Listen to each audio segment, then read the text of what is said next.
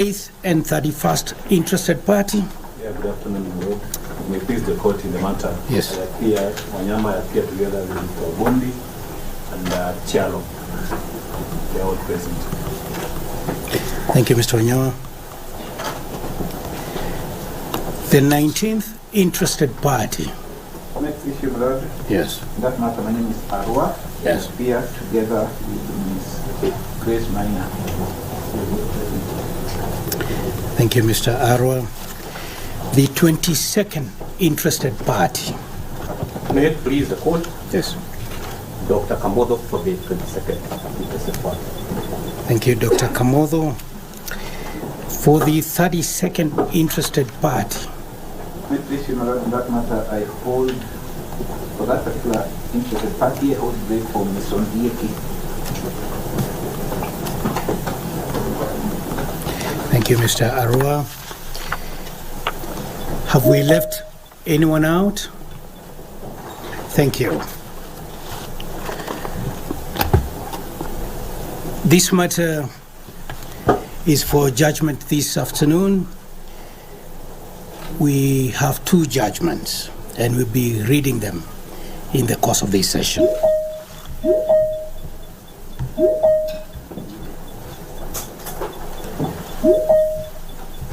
The consolidated petition is three-pronged. Firstly, it challenges both the constitutionality and process of establishing the office of the Chief Administrative Secretary, hereafter the office of the CAS or CASs.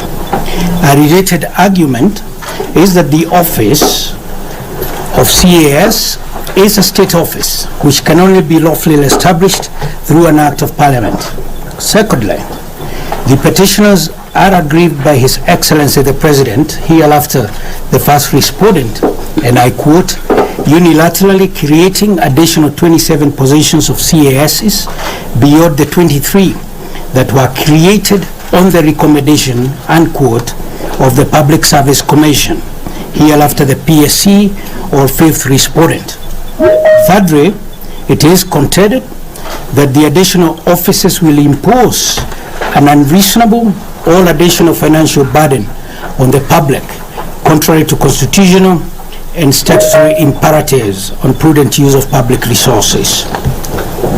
The first petitioner prays for various declarations and orders, including nullification of the appointment of all the 50 CASs, the second to 51st interested parties, and declarations that Section 26, subsection 2 of the Salaries and Remuneration Commission Act and the Salaries and Remuneration Commission Remuneration and Benefits of State and Public Officers regulations are unconstitutional.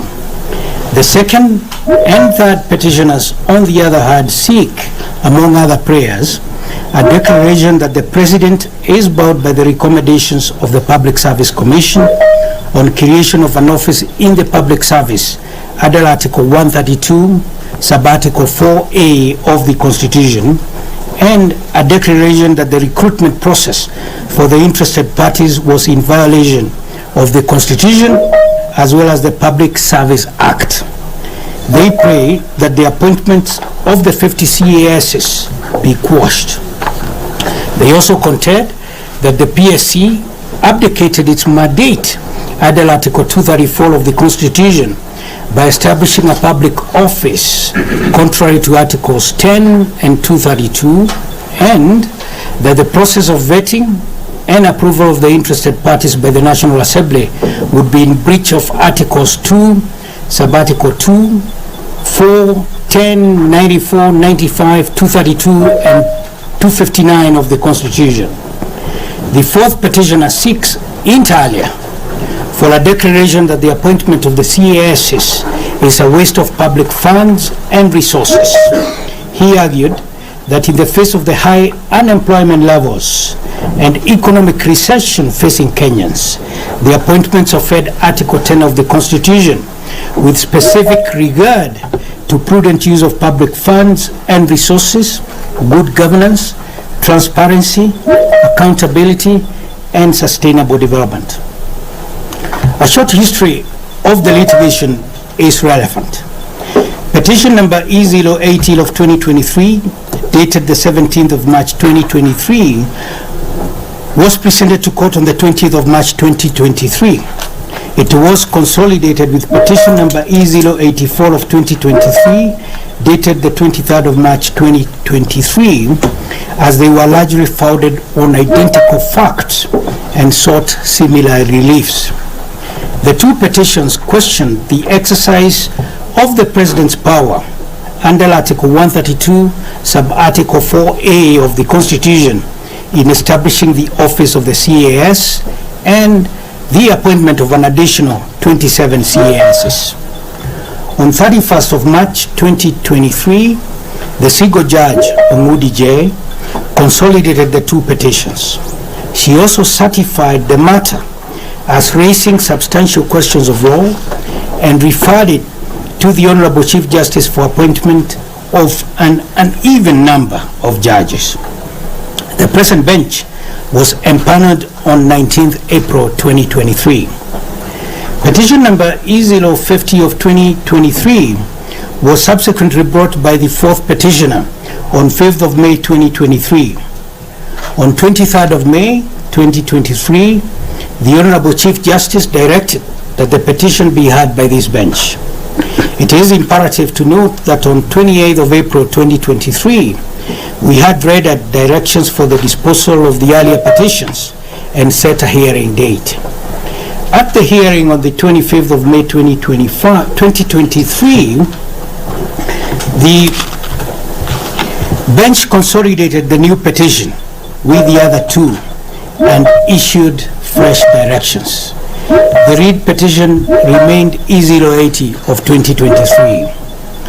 The consolidated petition is strenuously opposed by all the respondents and all the interested parties through some grounds of opposition, various replying affidavits, and notices of preliminary objections that we shall particularize later. We should point out that the President, first respondent, did not file any response to the petitions. However, the Attorney General, second respondent, raised a preliminary objection that the President was wrongly sued and should be removed from these proceedings. The PSC, that is the fifth respondent, on the other hand, did not file a reply but sought to benefit from the affidavit of Felix Koske filed on behalf of the second respondent. We shall deal with the propriety of that matter later. The key objections by the respondents and interested parties are as follows. Firstly, that the issues raised fall squarely within the jurisdiction of the Employment and Labor Relations Court. They thus contend that the High Court lacks jurisdiction to determine the dispute. Secondly, that the issues are res judicata in view of two earlier decisions of the Superior Courts read by Murima J, Inokia Omtatal and another versus PSC and 73 others, 2021, and by Baru J in LSK and two others versus Attorney General and others, 2022. Thirdly, it is contended that the petitions are premature and non-justiciable. Fourthly, that the petitions are poorly drafted and imprecise. Fifthly, that the respondents have not breached the Constitution or any statute. And lastly, that the President enjoys immunity from suit and is thus wrongly enjoined into the suit. On 23rd of March 2023, the single judge, J, granted a conservatory order barring the interested parties from assuming or continuing to act as the CASs.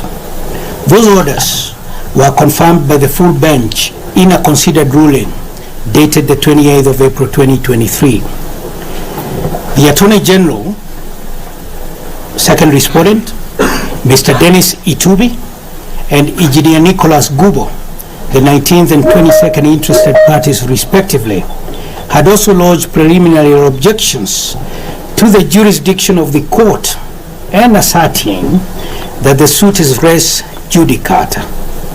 Following directions by the bench on 28 April 2023, the parties agreed that those matters form part of the reply to the consolidated petition and be determined in our final judgment.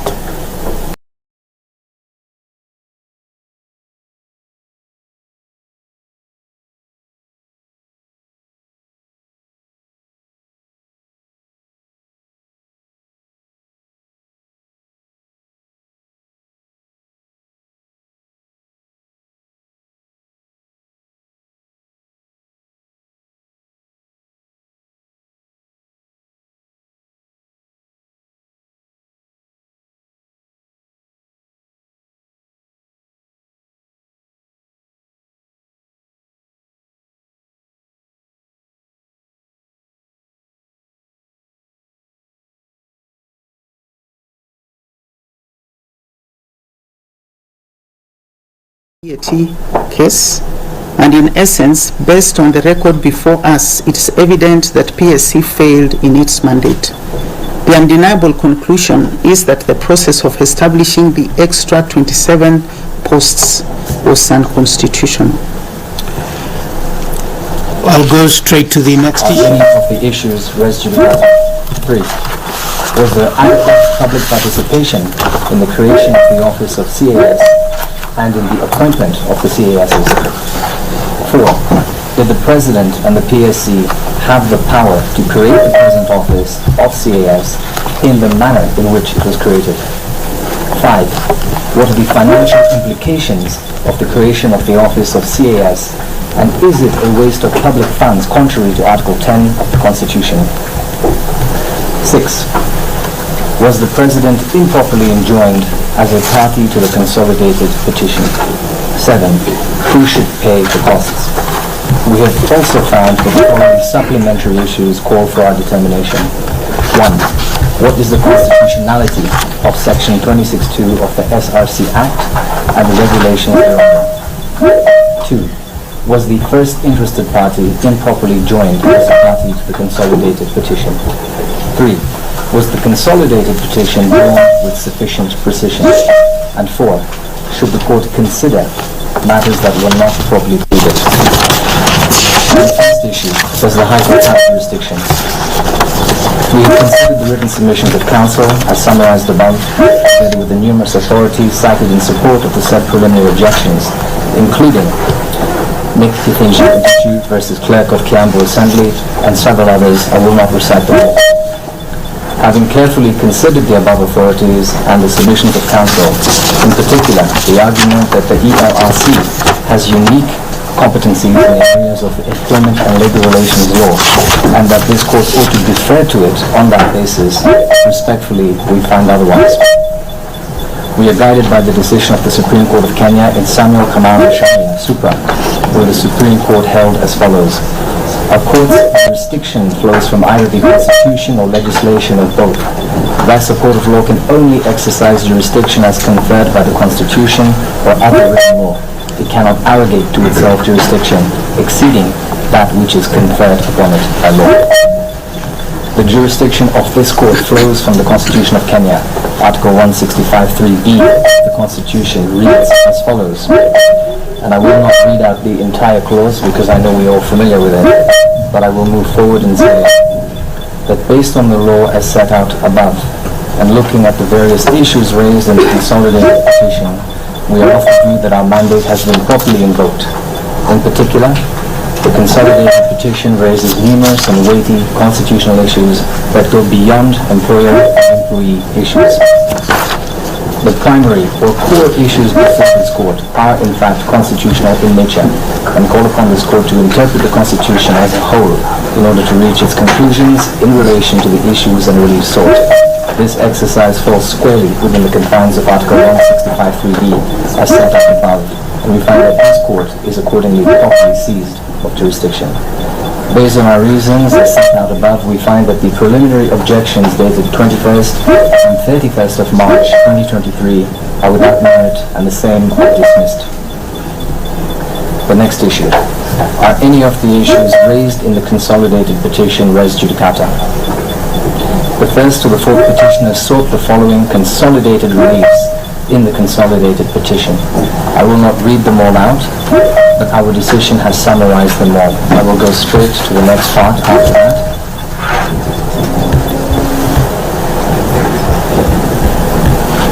Moving forward, all the parties prayed for costs, and the first to fourth petitioners prayed for any further reliefs that this court may deem fit.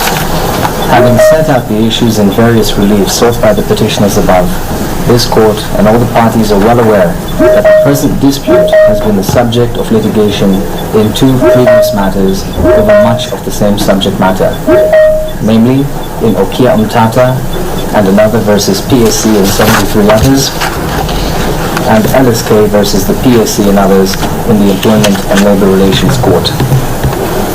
A reading of the above decisions by the High Court and the ELRC reveals that each court heard and determined the matters conclusively and reached various conclusions in relation to numerous issues that are presently before this court.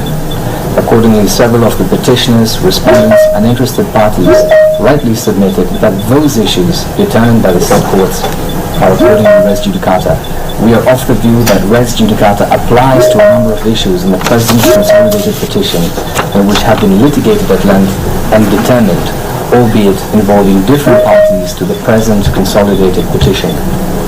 We do, however, note that LSK was the petitioner in petition number E.74 of 2022 and in the Employment Labor Relations Court, and was also an interested party in the Okia decision.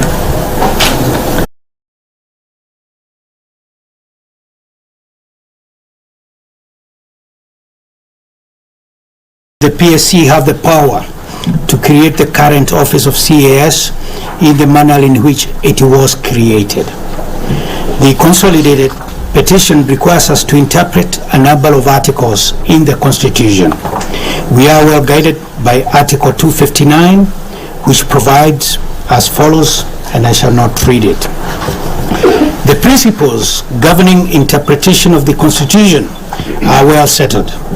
The Supreme Court, in Communication Commission of Kenya, and 5 others versus Loyal Media Services and 5 others, stated that the Constitution should be interpreted in a holistic manner within its context and in its spirit. In Lena Concheral and others versus Chief Justice of the Supreme Court of Kenya and others, the court restated the principle that the Constitution should be given a purpose. And listed above at Para 189 RSG 20%. Issue B, namely, the office of CAS that the first respondent created are state offices, which can only be lawfully established and designated as state offices by national legislation, was dealt with at Para 154 in the following terms. Having said so, it is without any doubt that the position of CAS in every ministry was finally created. These are senior government positions in the public service. The holders of such positions are state officers. There is no doubt that such positions have a significant impact on the National Compensation Bill. As said, the input of the SRC was mandatory. Further to the above, the court partly addressed the question of whether or not legislation is required to underpin the appointment process. The learned judge was particularly concerned with legislation for the purpose of approval of the candidate by the National Assembly and to enable public participation, as opposed to legislation intended to replace the appointment process. Quoting with approval the decision of our brother Justice Rika, the court referred to the appointment process relating to the managing director of the KPA and stated as follows. I will not read the entire quotation. I'll move forward and say, as regards issue C, relating to the role of the National Assembly in the appointment process, the court found as follows at paragraph 235. It is therefore a finding of this court that the persons who are appropriately appointed to the position of PS and CAS are only those who, 1. apply for such positions once the PSC advertised vacancies, 2. are shortlisted by the PSC, 3. are interviewed by the PSC, 4. are recommended for nomination for appointment by the PSC, 5 are nominated by the President for such positions, 6 are approved by the National Assembly, and 7 are appointed into the office of PS and CAS by the President. As regards issue K, in relation to whether or not His Excellency the President is bound by the recommendations of the Public Service Commission in the creation of an office in the public service under Article 132(4)(a) of the Constitution, at paragraphs 235 and 142, the Court stated as follows. Again, I will not read out the quotation. We are therefore of the opinion that the said above stated issues ought to be excluded from our determination on the basis that the same are res judicata. I'll invite my honored sister, the Honorable Justice Hedwig Ngudi, to deal with the next issue. So the next issue is as follows. Was there adequate public participation in the creation of the office of CAS in respect of the additional 27 posts? One of the key contentions in this petition is that the creation of the office of the CAS did not adhere to the principle of public participation for the 27 additional posts. We've referred to the Supreme Court case in British American Tobacco Kenya PLC versus CS for the Ministry of Health and 2 others. The sequence of events that led up to the establishment of the office of the CAS are captured in the affidavit of Simon K. Rotich, the PSC's CEO's officer's response in the ELRC petition number E174 of 2022 and relied upon by the LSK in the instant petition, and the affidavit of Felix Koskei, the head of public service. The PSC on 19th of September 2022 received a letter from the then head of public service, Joseph Kinyua, informing it of the President's proposal on the establishment of the office of the CAS in the public service. The correspondence set out the history of the office and the justification for its establishment. Considering this, the President proposed that the office of the CAS be ranked in the public service within job group CSG3. Further, that one position be established in each ministry except in the Ministry of Interior and Coordination of National Government, that would have 2 positions in light of the scope and significance of the portfolio mandate. The letter also listed the job description for the CAS and relevant qualifications. The PSC, at its weekly meeting on 21st of September 2022, discussed the proposal, where it was observed that the office had been established in January 2018. However, the process of establishing the office was declared unconstitutional in the Okia case for lack of compliance with Articles 10, 47, 132, 201, 232, and 234 of the Constitution. In view of this pronouncement, the PSC resolved to abolish the CAS office established on 24th of January 2018, comply with the dictates of the judgment in light of the President's request, and conduct public participation. In this regard, the PSC via a press advertisement on its website and the local dailies dated 21st of September 2022 invited members of the public to submit their views on the proposed establishment of the said position, and to do so by 6th of October 2022.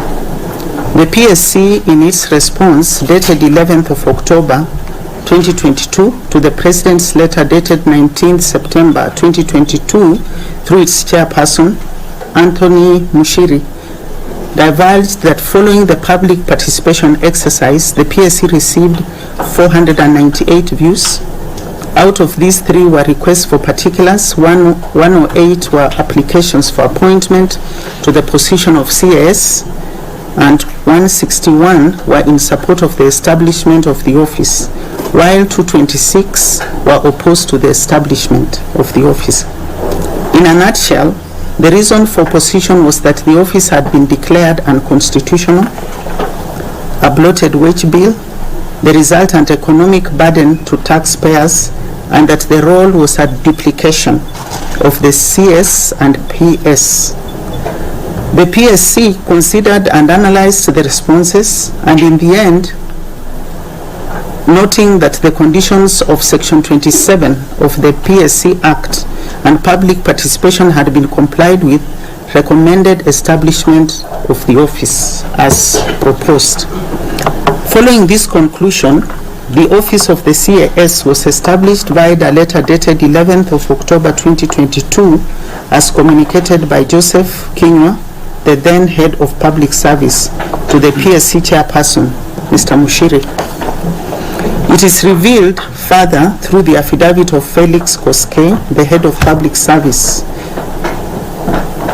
in a letter dated 24th of April, that on 23rd of February 2023, the President wrote to PSC seeking a review of the complement of CSSs within the public service to vary from one in each ministry to one in every state department.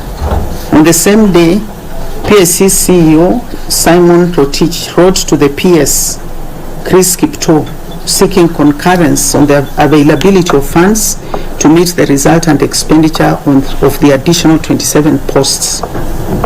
The PSC, in response to the President's letter, consented to this variation in its letter dated 27th of February 2023. In the letter, PSC noted that the consent was based on workload attendant to the role of CAS and National Treasury's confirmation of funds. Following this communication, the President increased the complement of the office with additional posts. The PSC was then asked by the President to recommend persons to be appointed, which it did.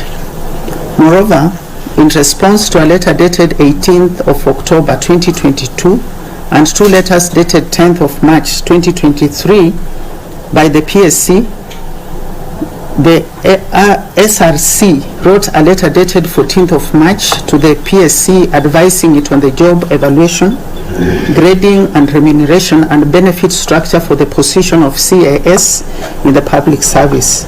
Soon after, the 2nd to 51st interested parties were nominated on 16th of March and appointed by the President on 23rd of March 2023. Two things are clear from the foregoing account. First, the initial proposed number for the office was 23.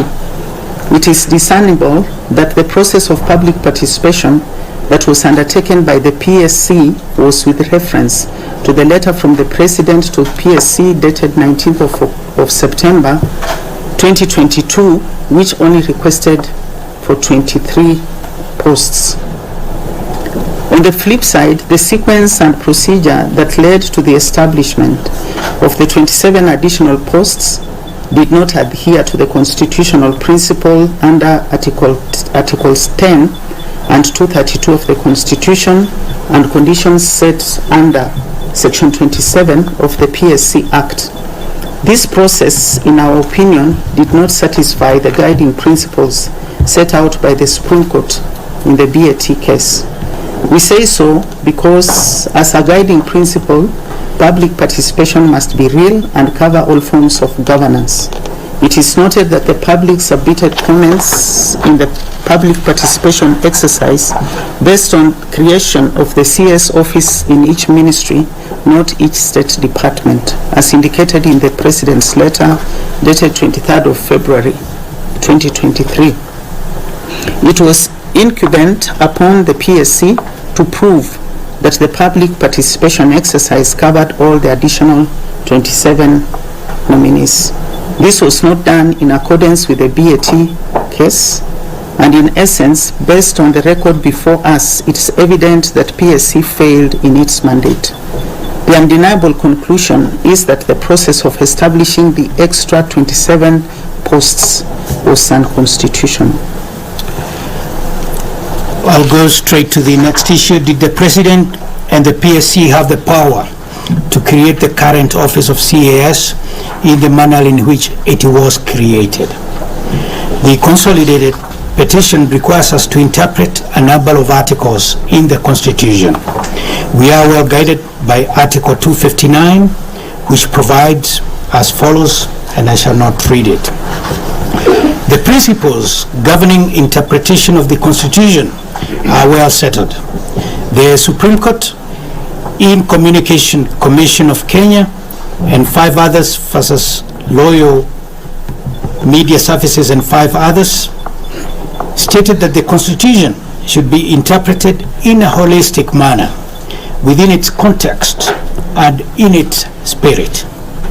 In Lena Concheral and others versus Chief Justice of the Supreme Court of Kenya and others, the court restated the principle that the Constitution should be given a purposive interpretation where all provisions are read as a whole, with each provision sustaining the other. The following passage appears in Gatirao Peter Munya versus Dixon Mwenda Kitheji and 2 others in Supreme Court petition number 26 of 2014. I shall not read it.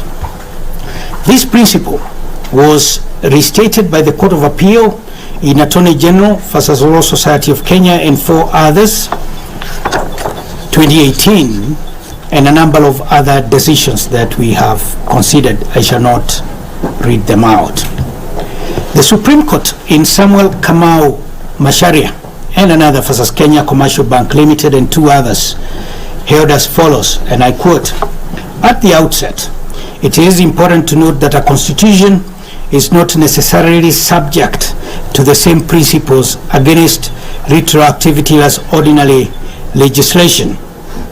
A constitution looks forward and backward, vertically and horizontally, as it seeks to re-engineer the social order in quest of its legitimate object of rendering political goods." I shall not read the rest of that paragraph. Applying those principles to the matter at hand, we find further as follows. The history of the office of CAS is fairly recent, having been first established on the 24th of January 2018. However, on 20th April 2021, the High Court in Okiya Lomtata Okoitil and another, Supra, declared the office to be unconstitutional. That decision was stayed by the Court of Appeal in Public Service Commission and 72 others versus Okiya Lomtata and 4 others. The main appeal is still pending. In granting the stay, the learned judges of the Court of Appeal found, and I quote, that public interest underpinning the substratum of the intended appeal would demand that we affirm the interim orders in terms of prayers 2 and 3 of the application issued on the 15th of June 2021, and which we hereby do. Cost of the application to abide the outcome of the intended appeal, unquote. To fully appreciate the terms of the order of stay, we looked at the wording of prayers 2 and 3 of the appellant's notice of motion dated the 29th of April 2021, brought under Rules 5, 2B, and 47 of the Court of Appeal Rules. They were couched in the following terms.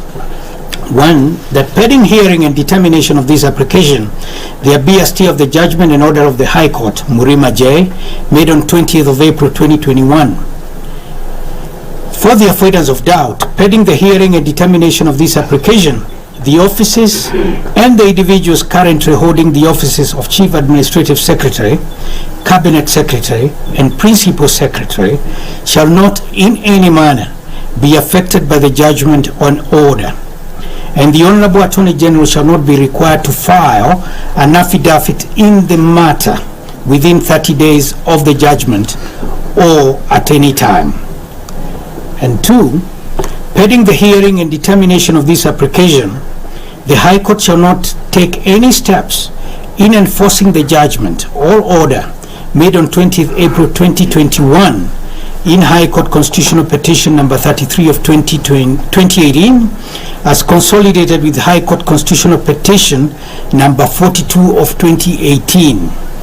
For the avoidance of doubt, pending the hearing and determination of this application, there be a stay of proceedings before the High Court, and an order do issue that the Honorable Deputy Registrar shall not schedule the matter for mention, and the High Court shall not mention the matter to issue any further orders, unquote.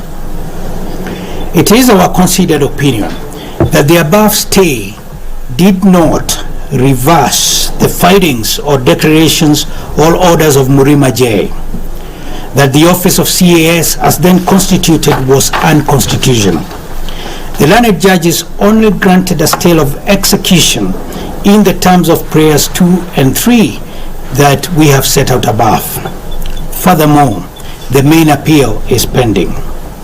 We have then closely studied the decision of the Employment and Labor Relations Court in Law Society of Kenya versus the Public Service Commission and the Honorable Attorney General, Petition 174 of 2022. The respondents have relied on that decision for their proposition that the learned judge, Baru J, found the advertisement calling for public comment and the creation of the office to be lawful. We fully appreciate that we cannot review or stand on appeal over a decision of a court of concurrent jurisdiction. However, we are also alive to the fact that we are not bound by the decisions of Murima J and Baru J above. The suit before the ELRC was challenging the validity of the advertisement by the PSC dated the 21st of September 2022, inviting public views on the establishment of a new office for CAS. The petition was dismissed. For the avoidance of doubt, the prayers as set out in the face of the judgment were: a declaration that the advert of the first respondent dated 21st September 2022 is illegal and irregular for violation of Section 27 of the Public Service Commission Act 2017 insofar as it fails to include fundamental details under the said Section 27 subsection 1 to enable the public to make meaningful and informed contributions towards the establishment of the office of CAS. B, a declaration that the advert of the first respondent dated 21st September 2022 is illegal, irregular, and unconstitutional for violating Article 201, Sub-Article D of the Constitution, as it seeks to establish an office in the public service with duplicity of roles as that of Principal Secretary, contrary to the principles of public finance. C, an order that the said advert of 21st September 2022 be declared a nullity as it fails to provide crucial information that enables the public to make informed contributions in the establishment of the office of CAS. D, an order that the first respondent be required to provide information provided for under Section 27 subsection 1 of the PSC Act in any public participation before the establishment of public office. And lastly, E, each party to bear its own cost. The learned judge of the ELRC interpreted the stay by the Court of Appeal in Public Service Commission and 72 others versus Okiya Lomtatal and 4 others as follows. The first respondent, PSC, took into account that after the Court of Appeal stayed the High Court judgment addressed above, parties then reverted to the position subsisting prior to the judgment, unquote. The learned judge then went on to find that all the legal parameters for establishment of the office were met. It is imperative to note that the Law Society of Kenya did not appeal the dismissal of its petition by the Employment and Labor Relations Court. We are cognizant that the courts established by Article 162 of the Constitution have the same status as the High Court. As we have stated earlier, whereas we have no power to review the decision of a judge of concurrent jurisdiction, we are equally not bound by it. Having set out the approach taken by Baru J above, we are of a different view, especially because of the findings by Murima J that the office of CAS is unconstitutional, have not been set aside and are pending appeal. For instance, Murima J found that the procedure in section 47 of the PSC Act recommending appointment of let me read that again. For instance, Murima J found that the procedure in section 47 of the PSC Act recommending appointment of permanent secretaries applied mutatis mutandis to CASs. He held as follows, and I will not read the paragraph. Following the above judgment, and on 21st September 2022, the PSC resolved to abolish the office of CAS altogether and to commence the process of creating a new one. The record shows that PSC was prompted by a proposal from His Excellency the President to establish the office in accordance with Article 132, 4A of the Constitution. To be precise, on 19th September 2022, the head of state and government, through the head of public service, wrote to PSC, and I quote, to establish the office of Chief Administrative Secretary within the ranks of the public service, unquote. PSC concurred with the proposal on the 11th of October 2022. On the same day, the head of public service acknowledged receipt of the letter and requested the PSC to advertise for 23 positions of CASs. A copy of that letter is attached to the affidavit of the first petitioner, marked EKM 001. We have set out in another part of this judgment the timelines up to the point the new CASs took their oath of office. According to the affidavit of Henry Rotich, sworn on the 19th of October 2022, the PSC resolved, and I quote, to comply, unquote, as much as it could with the findings of Murima J in the Okia case, notwithstanding the order of stay and the pending appeal. The PSC placed an advertisement on 22nd September 2022 in the local dailies, calling for comments from the public on the proposal to establish the office. Those comments were to be received on or before the 6th of October 2022. As we have mentioned earlier, that was the advertisement that was challenged by the Law Society of Kenya in the Employment and Labor Relations Court. We have no doubt that Article 132, Sub-Article 4A of the Constitution expressly grants His Excellency the President power to create an office in the public service.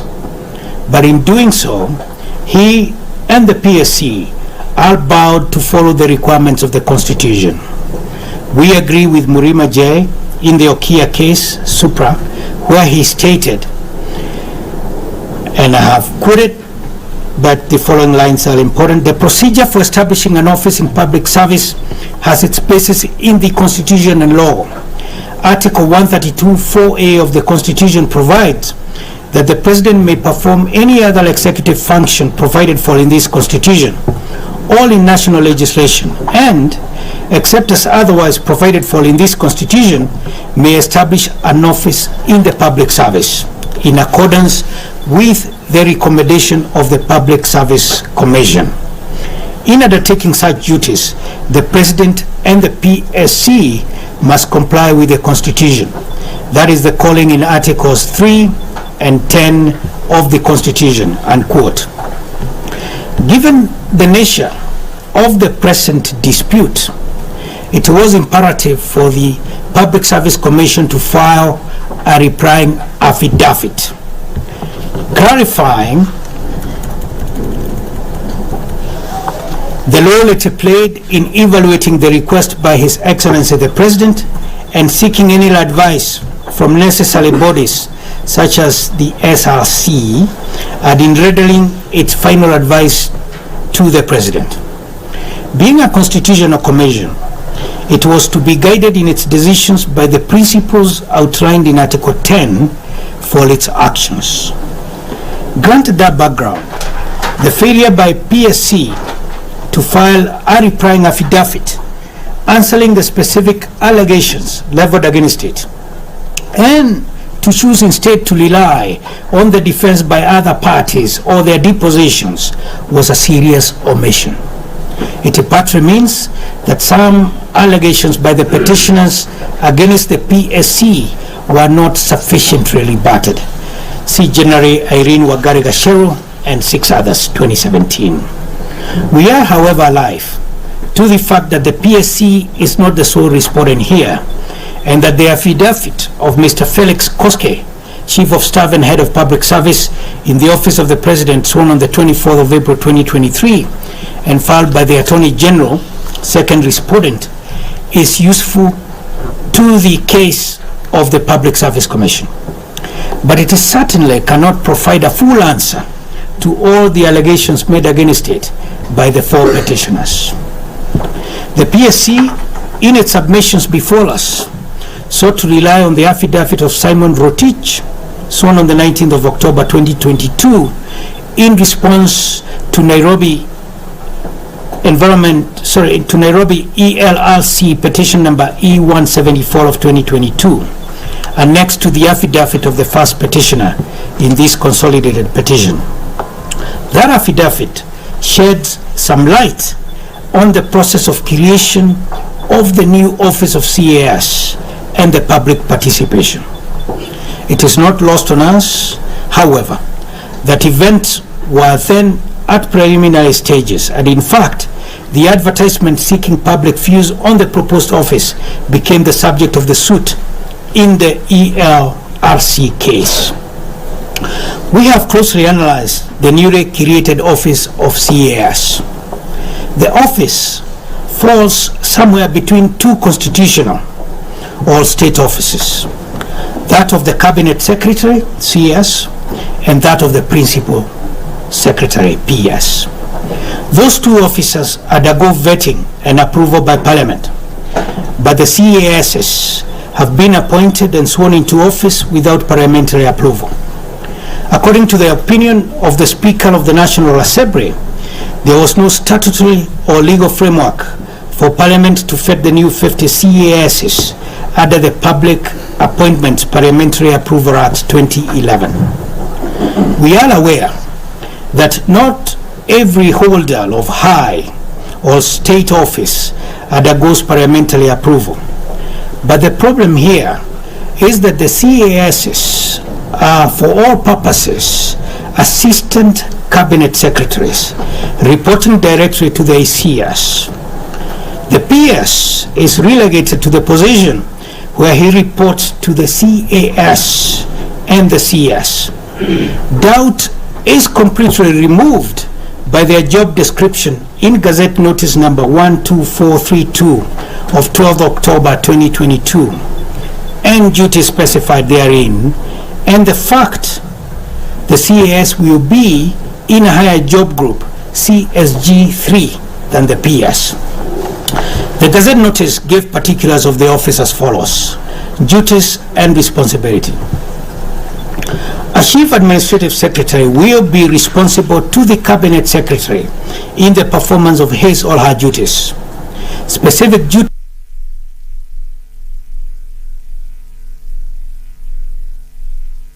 questions touching on the portfolio assigned to the office. B. Providing liaison with the National Assembly and Senate. Providing liaison with county governments on matters of concurrent mandate. Providing interministerial sectoral coordination. Representing the Cabinet Secretary at any meeting as instructed by the Cabinet Secretary. And D.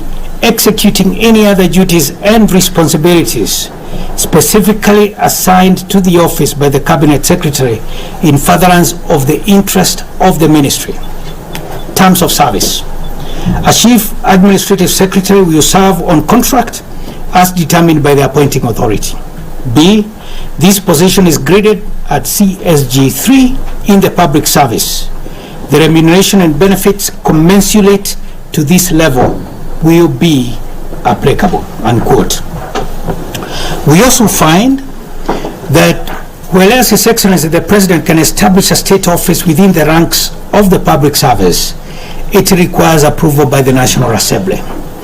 Such approval may be achieved by enactment of a statute which provides for the same and further provide an appropriate framework for a cap on the numbers of CASs if necessary. In the end, we are not satisfied that the newly created office of CAS meets constitutional thresholds. Having reached the above conclusion, we are nevertheless still minded to address the issue of numbers. We note that the initial approved complement rose from 23 CASs to 50. By virtue of their salary and hierarchy, we agree with the fourth petitioner that the creation of the offices would come at a substantial cost to the public. The respondents urged us to find that the office is separate from numbers, and that once the office was legally in place, it was beyond the court to look into the numbers or the accompanying wage bill, and that the task fell to other bodies such as Parliament, Controller of Budget, or the Salaries and Remuneration Commission. We have addressed that issue in a separate part of this judgment. The respondents and interested parties urged us to find that once the office of CAS was established, the complement, all number of officers, was at the discretion of either the PSC or His Excellency the President. Our attention was drawn to the case of the Judicial Service Commission, which recently advertised for 6 posts of Court of Appeal judges but hired 7. We distinguish the above example from the present scenario on the basis that at the material time there was a vacancy, and JSC did not overshoot the ceiling of 30 judges set for the Court of Appeal. The respondents and interested parties also relied on the decision in Sheria Mutahi na Shadrach Waboi Supra. The petitioner in that case challenged the employment of 350 persons by the PSC for the position of Accountant 2 in the National Treasury, but when the advertised vacancies were only 250, the petition was dismissed. But that decision can be distinguished for 2 reasons. Firstly, in the instant consolidated petition, the office created is a high public office with substantial salaries and perks. And secondly, the Sheria Mtaani case was dealing with hiring of lower cadre of public officers, being accountants too. As we pointed out earlier, in interpreting the Constitution, this court is bound to adopt a purposive approach which seeks to give effect to the true purpose of legislation, unquote, and may examine, and I quote, material that bears upon the background against which the legislation was created. See Gatirao Peter Munya versus Dixon Mwendagideji. Kenya had for many years a cabinet consisting of ministers and assistant ministers whose composition or numbers was largely at the discretion of the president. The public clamor for control of the size of the executive was reflected in the draft Constitution of Kenya 2005 by the Constitution of Kenya Review Commission. In the proposed Constitution of Kenya 2005, adopted at the Bomas Constitutional Conference on the 15th of March 2004, it was provided as follows. The President, in accordance with this Constitution, shall appoint and may dismiss A, the Cabinet consisting of 1, the Prime Minister, 2, the 2 Deputy Prime Ministers nominated by the Prime Minister, 3, not less than 15 and not more than 20 ministers nominated by the Prime Minister, and then B, not less than 15 and not more than 20 deputy ministers nominated by the Prime Minister. The number of assistant ministers in the proposed constitution thus matched that of the ministers. Murima J in the Okia case had also the following to say on that subject, and I shall not read it. The final report of the Committee of Experts, dated the 11th of October 2010, notes that Kenyans wanted, and I quote, that there be a clear distinction between offices of state and offices of government, unquote. Following public debates, the position of the assistant minister was abolished altogether and did not make it to the Constitution of Kenya 2010. It is thus not surprising that the size of the cabinet secretaries is now capped at 22. Article 152 of the Constitution provides that the cabinet shall comprise of A, the president, B, the deputy president, C, the attorney general, and D, not fewer than 14 and not more than 22 cabinet secretaries. It is therefore our considered view that the creation of a similar office to the assistant minister, now in name of CASs, cannot be created in the manner the first respondent and the fifth respondent proceeded. Based on the reasoning set out above, we do not think that it was the intention of the framers of the Constitution to have 50 CASs deputizing 22 cabinet secretaries. Furthermore, public participation on the office of CAS was founded on a complement of 23 CASs. Doubt is erased by the following other facts. In the letter of 11th October 2022 by Dr. Joseph Kenywa, Head of Public Service, to the PSC, the Head of State requested the PSC to declare 23 vacancies for CASs. We note, however, that the special issue of Kenya Gazette Notice number 12432, dated 12th of October 2022, and the media advertisement the following day calling for applications from suitable candidates did not set the number of vacancies. Furthermore, the stay in the Court of Appeal preserved the original office created on 24th January 2018. Once that office was abolished on 21st September 2022, the newly created office and complement of 23 office holders could no longer benefit from that stay. Accordingly, the newly created office and fresh complement of 50 had to comply with the Constitution and the criteria set out earlier in Okia's case in order to be lawfully established. They did not comply. For the avoidance of doubt, the entire complement of 50 CASs is therefore unconstitutional. I'll now ask my learned sister, Lady Justice Ongudi, to deal with the next issue.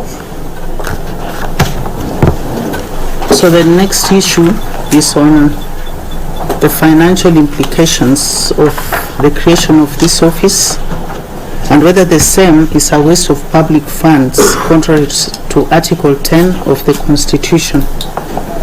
We have already considered the submissions of the first and fourth petitioners on this issue as set out above, as well as the responses by the second and fourth respondents and the first interested party. We take note of the first petitioner's argument that the advice given by the fourth respondent to the fifth respondent in respect of the remuneration and benefits for persons appointed to the office of CS was inaccurate and misleading.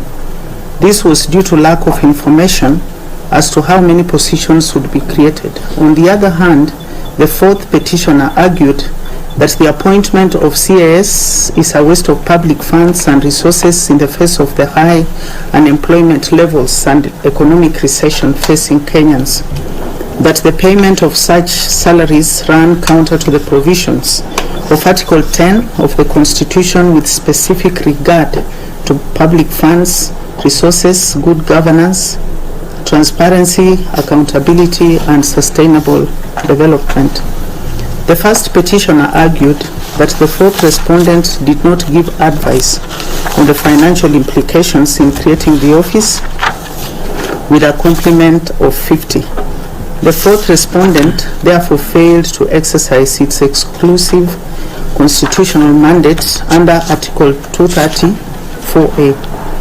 Further, that the fourth respondent, in its letter dated 14th March 2023, had advised for a higher gross monthly salary to that of the PS with no justification, as is clear from the Kenya Gazette Notice number 8792 of 2022. The second respondent submitted that the legislature has the power over public finance and the independent offices of the control of budget and the Auditor General to report to it. These are the offices that should determine the issue of wasteful spending. The fourth respondent submitted that the advice by the fourth respondent on remuneration and benefits for the CS was issued within their constitutional mandate under Article 230, Subarticle 4B of the Constitution and Section 11 of the SRC Act, and not the SRC Regulations 2013. The advice was thus based on an objective and fair process which took into account the principles outlined in Article 230, Subarticle 5 of the Constitution, and the job descriptions by the fifth respondent. The first interested party submitted that under Article 228, 4 and 5 of the Constitution, it was not responsible for paying remuneration and benefits to the CSS or any other state or public officers following their mandates under Article 228 of the Constitution. We also note that the initial CAS office, as established in 2018, was graded under Job Group U, and the appointed persons were to enter at the midpoint of the salary scale. After this office was abolished and a new one established on 11th of October 2022, the position was graded under Job Group CSG3 in the public service. The gross salary is above 700,000 shillings plus other emoluments as seen from the letter from the fourth respondent. The second respondent, with reference to the 27 additional CSS, made known that their financial provision was given the green light by the National Treasury, which indicated that there was sufficient funds to cater for the additional numbers. We referred to Article 230, Subarticle 4 of the Constitution, which provides for the powers and functions of the SRC. Further to the above, Rima J in the Okia case found that failure to involve the fourth respondent on the financial matters of the CS office was a serious omission, rendering the establishment of the said office unconstitutional. It is therefore clear to us that the fifth respondent should have consulted the SRC in order for it to ascertain the resultant financial implications. A related issue arising within the context of the various financial implications is the question of whether this court can make a decision on budgetary issues. The court in the case of Wanjiru, Gikonyo and two others, expounding on this issue,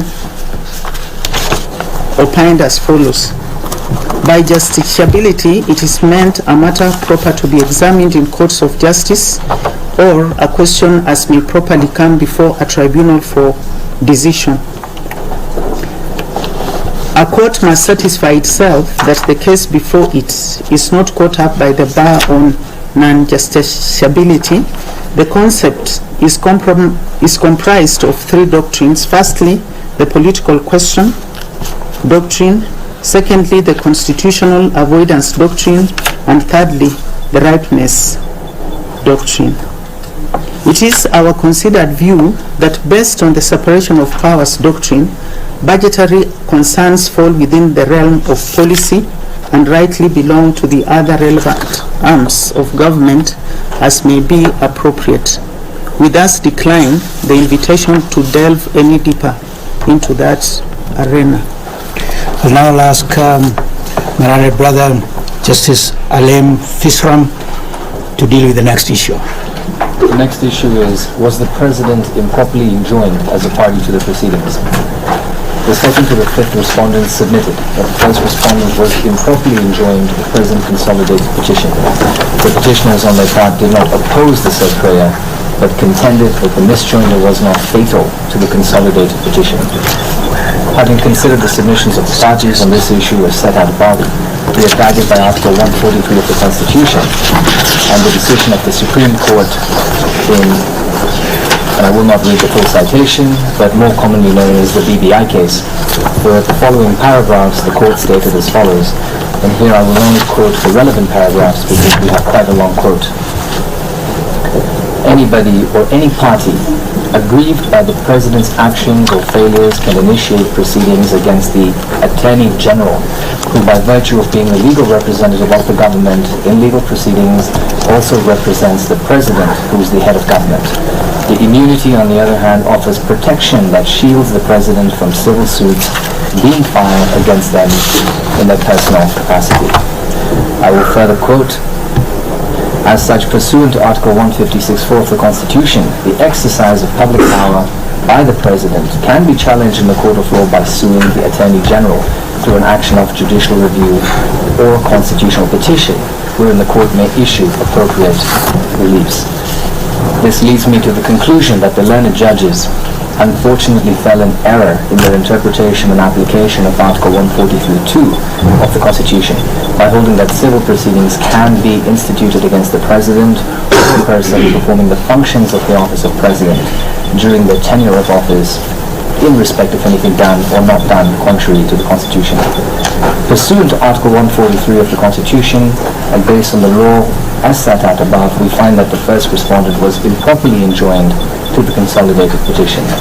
We further find that the misjoinder is not fatal to the consolidated petition, but take the opportunity to urge the petitioners and future litigants to avoid this practice in light of the unequivocal pronouncement by the Supreme Court on this issue. Thank you. I'll now ask the Honorable Lady Justice Hedwig Ngudi to deal with the next issue. The next issue is whether the consolidated petition was drawn with sufficient precision. In a constitutional suit, a party that alleges violation of his or her rights must plead with reasonable precision the manner in which the rights have been violated. We have a number of authorities on this. And our interpretation of the above provision is that for a constitutional petition to be sustainable, it must satisfy the threshold set out in the authorities we have cited. It therefore follows that the mere citing of constitutional provisions is not enough. The petitioners must, with some reasonable degree of precision, identify the constitutional provisions that are alleged to have been violated and the manner in which the said provisions have been violated from the facts and the evidence of the case. In the circumstances of this case and material placed before this court, we find that the above threshold has been met by the petitioners. And the next issue is on unpleaded issues raised in submissions and supplementary affidavits. The second and fifth respondents and some interested parties opposed the introduction of new issues and new prayers as raised by the third petitioner in its supplementary affidavit dated 5th of May 2023 and the second petitioner's further affidavit dated 2nd of May 2023. The second respondent submitted that new issues were also added in the submissions of the second and third petitioners in paragraphs 39, 54, 56, and 56. The fifth respondent challenged paragraphs 14 to 20, 29 to 31, and 43 to 50 of the third petitioner's supplementary affidavit, and paragraphs 29 and 33 of the second petitioner's further affidavit. The 2nd to 7th, 9th to 18th, 20th, 21st, 23rd to 30th, and 33rd to 51st interested parties also challenged the admissibility of evidence in paragraphs 13 to 17 and 33 of the second petitioner's further affidavit, and paragraphs 18 to 33 and 36 in the supplementary affidavit of the third petitioner. The 19th interested party also challenged the admissibility of the evidence in paragraphs 14 to 20, 29 to 31, 33, 43 to 50, 59 to 61 of the third petitioner's supplementary affidavit. Counsel emphasized that the record should reflect that they had no opportunity to reply to the new allegations and had not admitted to the contents of the impugned paragraphs.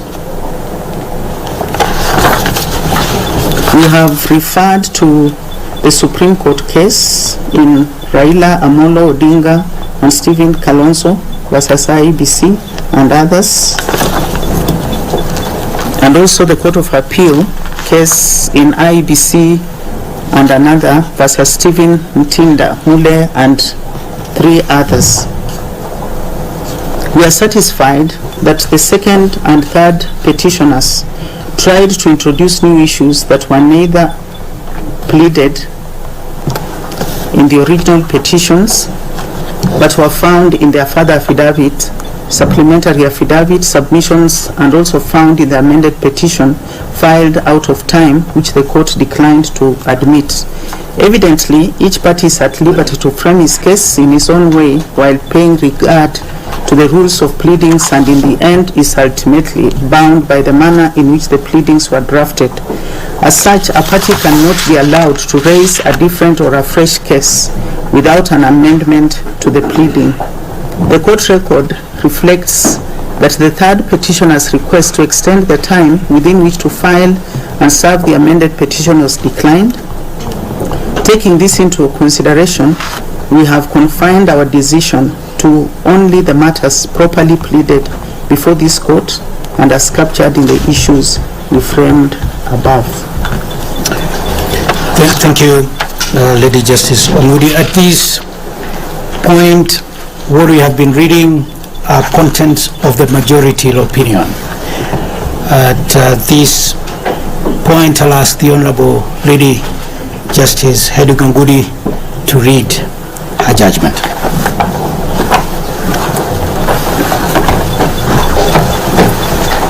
So I have considered in detail the majority decision in this consolidated petition, the factual background, the summary of the submissions advanced by the parties, as well as the issues for consideration and determination as framed. I'm in agreement with most of the issues in the majority judgment. These issues are the jurisdiction of this court, res judicata, public participation, enjoyment of the President and the control of budgets, and lastly, the financial budgetary estimates. I, however, differ with the majority on 2 issues. Namely, 1, whether the office of CS was constitutionally established, and 2, whether the 50 CSs were appointed in accordance with the law.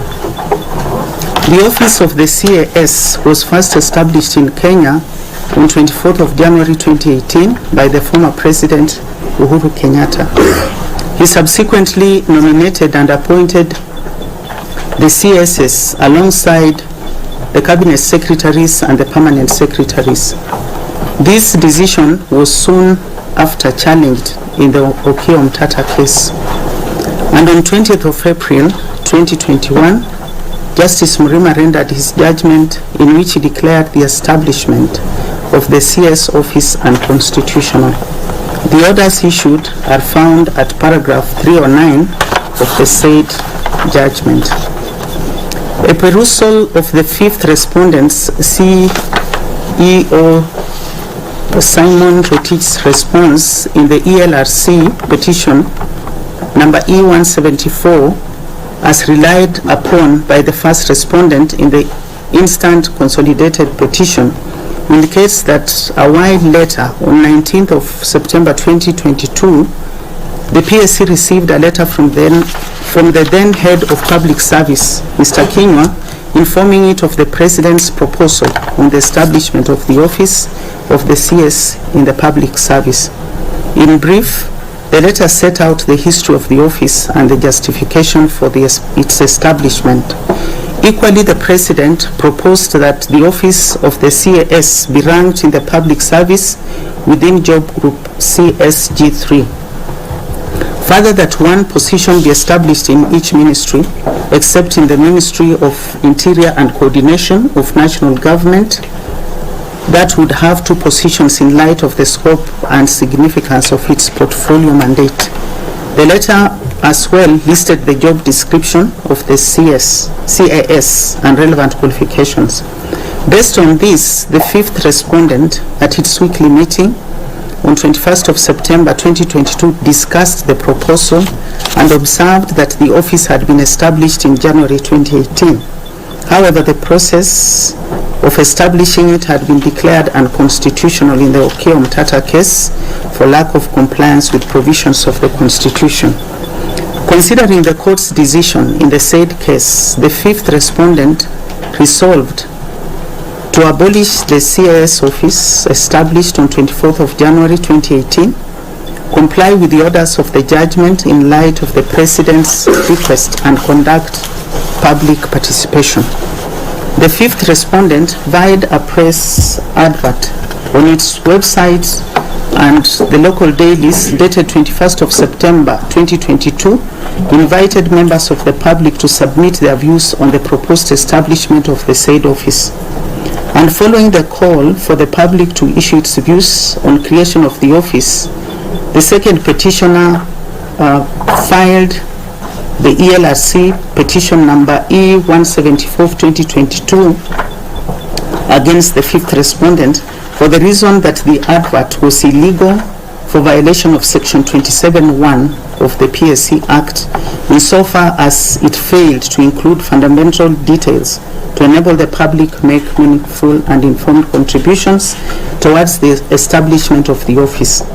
Further, that the advert was unconstitutional for violating Article 201(d) of the Constitution as it seeks to establish an office in the public service with duplicity of roles as that of the Principal Secretary.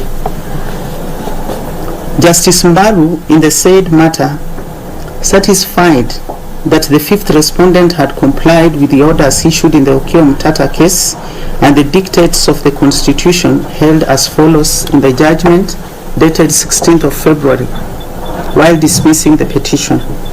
Upon being satisfied that the creation of the office of CAS is justified, upon being satisfied that the financial implications of creating such office is indicated, and that the office so created relates to or supports the core functions of the public body requesting for its creation, such satisfaction is sufficient for the first respondent. It is its core function under section 27(1) of the PSC Act, and in this regard, the internal processes for levels for grading, designation, qualifications and remuneration cannot be faulted. The fifth respondent, in its response dated 11th of October 2022 to the President's proposal, informed of the outcome of the public participation exercise, steps taken to comply with Section 27 of the PSC Act, and after making all these considerations, recommended establishment of the office as proposed. Following this conclusion, the office of the CAS was established via a letter dated 11th of October as communicated by Joseph Kinywa, the then head of public service, to the fifth respondent's chairperson, Mr. Mushiri. With this contextual background in mind, it's my considered view that the petitioners in both petitions, that is the Okiya Omtata case and petition number E174 at the ELRC court were concerned about the legality of the actions of the former and current presidents in establishment of the office of the CAS in light of the dictates of the Constitution. The High Court, as discussed, found that the claim that the processes towards the establishment of the said office was in contravention of the Constitution, as well as sections 27 and 30 of the Public Service Commission Act, which succeeded. The court as such declared the office of the CAS unconstitutional. That is at paragraph 310B of the judgment. This decision in the end formed the basis of abolition of this office and establishment of the new office, whose creation process was affirmed by the ELRC. Appreciating all these factors, this court will now make a determination on this issue as presented by the petitioners and defended by the respondents and interested parties. It is worthy to note and emphasize that the decision in the Okiya Omtata case, as pronounced by Justice Murima, was stayed by the Court of Appeal. The outcome of the same is a matter that remains unresolved and will inevitably affect the outcome with reference to the office of the CAS in general. On the other hand, the decision in the ELRC petition E174, as determined by Justice Mbaru, was the basis of the fifth respondent's decision to either complete the process of establishing the new office of the CAS or end the same altogether. I say so because from the chronological timelines, it's clear that the fifth respondent did not call for interviews for the CAS position until the ELRC delivered its judgment on the 16th of February 2023. It is further noted that this judgment has not to date been appealed against. Manifestly, the contents of the two decisions arise from courts of concurrent jurisdiction, which legally do not bind this court, as we are of courts of equal status. This was underscored by the Court of Appeal in the case of Bellevue Development Company versus Francis Gikonyo. Be that as it may, this court cannot turn a blind eye to the first and fifth respondents' actions. It is clear that the first and fifth respondents' hearing, owing to the adduced correspondence before this court, in an attempt to comply with the law and the pronouncement of the High Court, established a new office of the CAS based on the orders issued. This compliance was given the green light by the ELRC in its judgment by Justice Mbaru, which cannot be ignored. This act was in line with PSC's mandate under Article 234, 2A, Roman 1 of the Constitution, which makes known that one of its powers and functions is as follows. The Commission shall, subject to this Constitution and legislation, establish and abolish offices in the public service. My opinion on the preceding point is informed by the Supreme Court observation in the case of Attorney General and two others versus D and 17 others. I've cited the portion there. Evidently, the regularization of the office of the CAS as proposed by the President in the letter dated 19th of September 2022 and recommended by the fifth respondent in the letter dated 11th October 2022, being premised on the rule of law, cannot be faulted. The unavoidable conclusion I come to is that the process undertaken to establish the new office of the CS that endorsed 23 posts as seen from the correspondence was lawful. For that reason, the ensuing determination will only speak to the constitutionality of the additional 27 CAS posts. The office of the CAS, as submitted by the parties, was constituted under Article 132 of the Constitution, which essentially spells out the functions of the President, An answer to this question involves interpretation of this sub-article by applying the pertinent principles of constitutional interpretation, which have been dealt with in the majority judgment. But I have referred to the Supreme Court case of Evans, Odhiambo Kidero and 4 others versus Ferdinand Waititu, and the case of Communications Commission of Kenya and 5 others versus Royal Media Services Limited. And guided by the law and opine above, I find one of the facets of a holistic interpretation to be an interrogation of the past. Fundamentally, the question is what informed the description of the functions of the President before the promulgation of the Constitution 2010. I've referred to the final report of the Constitution of Kenya Review Commission, which states that on the attributes of the President, they envisioned and noted the citizens' contributions. With respect to the office of the President, that 1, the President should not be above the law. A majority asserted their concerns were that it should be possible to prosecute him or her for offences while in the office. In this regard, it was also suggested that the Constitution provide for the President's removal for misconduct. 2, the powers of the President should be curtailed. Kenyans felt that the President should not have the exclusive power to appoint senior government officers. It was suggested that for many of the appointments be vetted by Parliament, and that the President should not have the power to determine the election dates. Now, the Commission on this point concluded as follows at page 199. The Presidency, the head of state, must be more than ceremonial. He or she should have reasonable powers. However, those powers should be limited.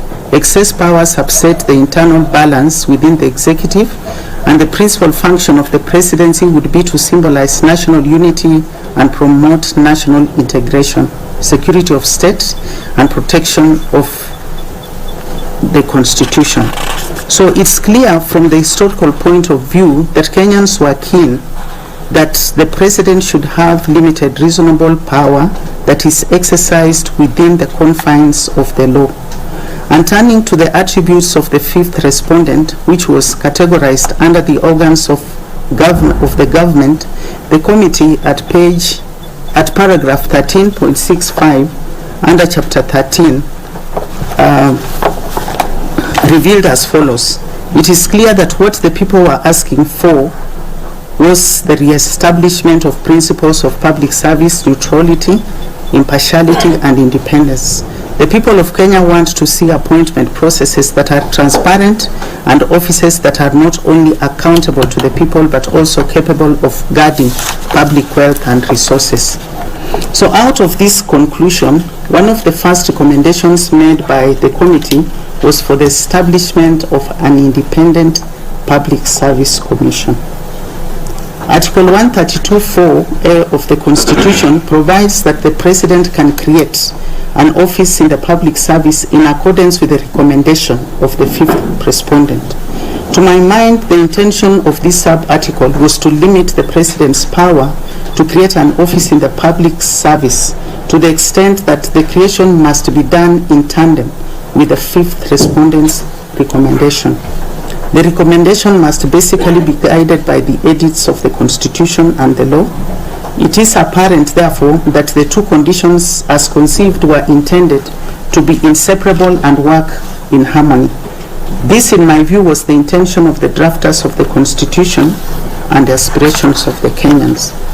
With this background in mind and principles of the constitutional interpretation, the question that crystallizes is whether the additional 27 posts in the office of the CAS were properly constituted in light of the Constitution and the law.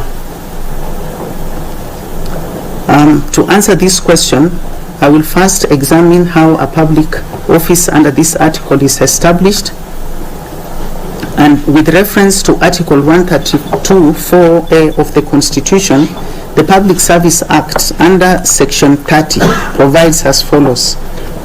Recommendation to the President. 1. Where the President under Article 132 4A of the Constitution requests the Commission to recommend the establishment of an office in the public service, the Commission shall act in accordance with the conditions provided for in this part. And then the conditions of establishment of an office in the public service is clearly provided for under Section 27 of the PSC Act. Fundamentally, for an office established under Article 132 4A of the Constitution to be properly constituted, the same must satisfy the threshold set out under Section 27 of the Public Service Commission Act as read with the provisions of Articles 10 and 232 of the Constitution. The number of persons that can be recommended for this position is not expressly stated in the Constitution or the PSC Act. Similarly, the requirement for approval of the National Assembly for the CSS position is not provided for. What is clear is that any post that is established must comply with the principles of the Constitution and Section 27 as read with Section 30 of the PSC Act. A look at the material before this court reveals that through the affidavit of Felix Koskei, the head of public service, dated 24th of April 2023, that on 23rd of February, the President wrote to the fifth respondent seeking a review of the complement of CS within the public service to vary from 1 in each ministry to 1 in each state department. On the same day, the fifth respondent CEO,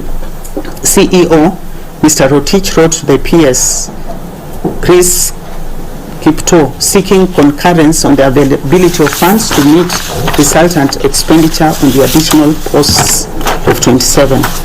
The fifth respondent, in response to the President's letter, consented to this variation in its letter dated 27th of February.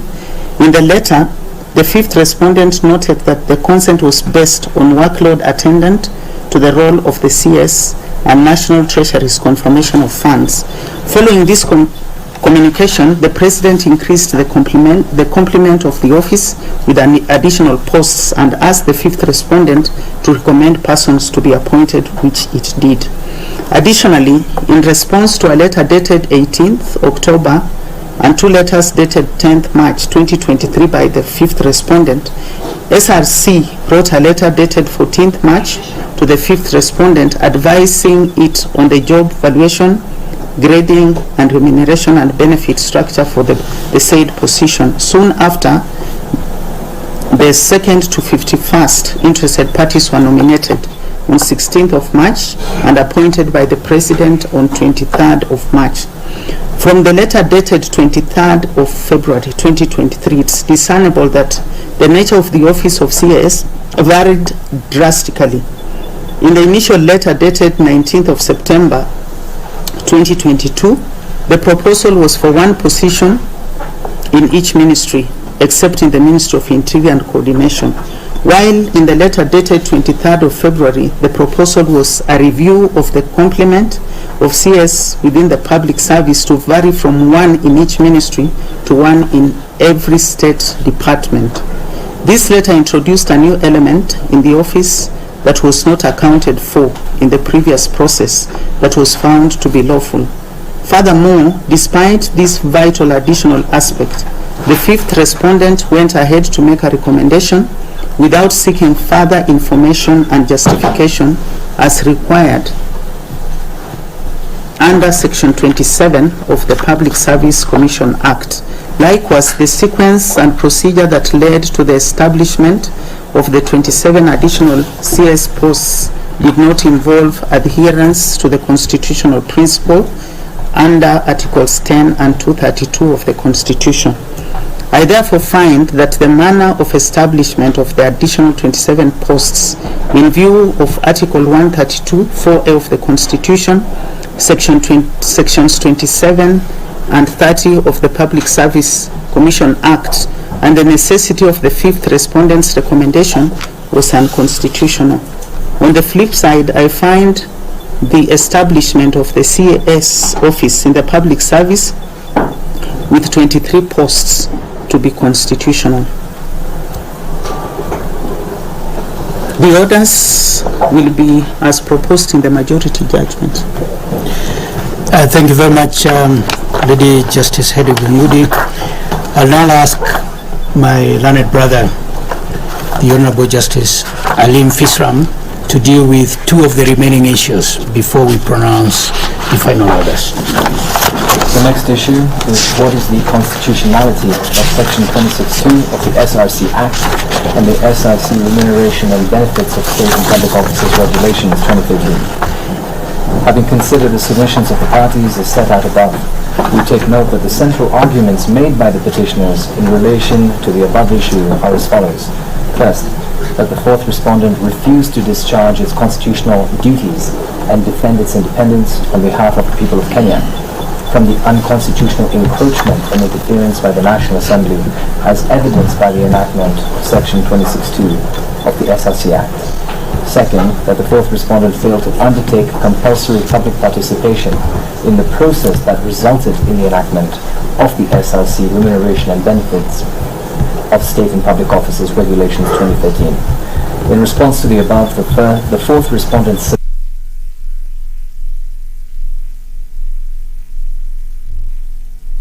same is evidenced in its annexure collectively marked as ARG3 in the replying affidavit of Ms. Anne Guitar. However, and more importantly, it submitted that while the provisions of Order 3, Rule 5 of the Civil Procedure Rules and the Constitution of Kenya, protection of fundamental rights and freedoms, Practice and Procedural Rules 2013, do permit the joinder of causes of action, the issue of the creation of the position of CAS and the subsequent appointment of the second to 51st interested parties as CASs, and the issue of the constitutional validity of Section 26(2) of the said Act relating to the advice and remuneration and benefits of the CASs are independent and distinct causes of action. Further to the above, the issues do not arise out of the same act or transaction or series of acts or transactions, and no common questions of law or fact would arise should these two issues be considered together. The two causes of action joined in the petition are fundamentally disparate in nature, both legally and factually. Each cause of action carries distinct elements, legal standards and remedies, necessitating separate and individual consideration. The fourth respondent contended, and we agree, that by joining these unrelated causes of action, this court may not be able to render a fair and efficient resolution of that particular issue, given that it derogates from the core issues before this court. This court is of the view that in order to ensure efficient administration of justice, each cause of action ought to be litigated independently to ensure the proper application of law, presentation of evidence, and resolution of disputes. In the present matter, this court has not had the sufficient opportunity to carry out the above exercise in relation to that specific issue. Accordingly, and based on the reasons set out above, we decline to entertain this issue and find that the same is an unrelated cause of action within the context of the consolidated petition. The petitioner is, however, at liberty to raise the issue as a separate cause of action should it wish to pursue the same. The next issue is whether the controller of budget was improperly enjoined as a party to the consolidated petition. Having considered the submissions of the parties as set out above, we note that the crux of the first petitioner's case with respect to the first interested party is as follows. A. That the first interested party oversees the implementation of the budget of the national and county governments by authorizing withdrawals from public funds under Articles 204, 206, and 207 of the Constitution. B. That the first interested party is prohibited from approving any withdrawal from a public fund unless satisfied that the withdrawal is in accordance with the law. C. That the first interested party would be required to approve any withdrawal of public funds to pay remuneration and benefits of persons appointed in the office of CAS for which there is currently no lawful authority. Based on the above, the petitioners enjoined the first interested party, presumably because they were concerned that it may make payments of remuneration and benefits to the CESs which are not authorized by law. In responding to the above concerns and regarding the assertions made by the petitioners, the first interested party clarified that its responsibilities do not involve paying remuneration and benefits to the CESs or any other state or public officers. The mandate of the Controller of Budget under Article 2284 and 5 of the Constitution is to grant approval of withdrawal of funds in accordance with the law and not to effect payments on specific transactions. It is the responsibility of the relevant accounting officers to pay remuneration and benefits to the respective members of staff. The fourth respondent accordingly submitted, and we agree, that it ought not to have been enjoined in the present proceedings. We have looked at the consolidated petition, and we find that no cause of action has been disclosed against the first interested party. Further, the petitioners have not sought any specific orders against the first interested party, nor have they set out in detail any specific violations of the law demonstrated by the first interested party. Thank you very much, Judge Alim Fisram. Before we conclude our judgment, we are constrained to comment about the conduct of counsel for the third petitioner, Mr. Ochiel Dudley. On 19th of June 2023, he authored a letter addressed to the Deputy Registrar titled Professional Duty to Disclose, requesting the Deputy Registrar to bring to our attention a recent decision of the Supreme Court whose findings would aid us to deal with the present consolidated petition.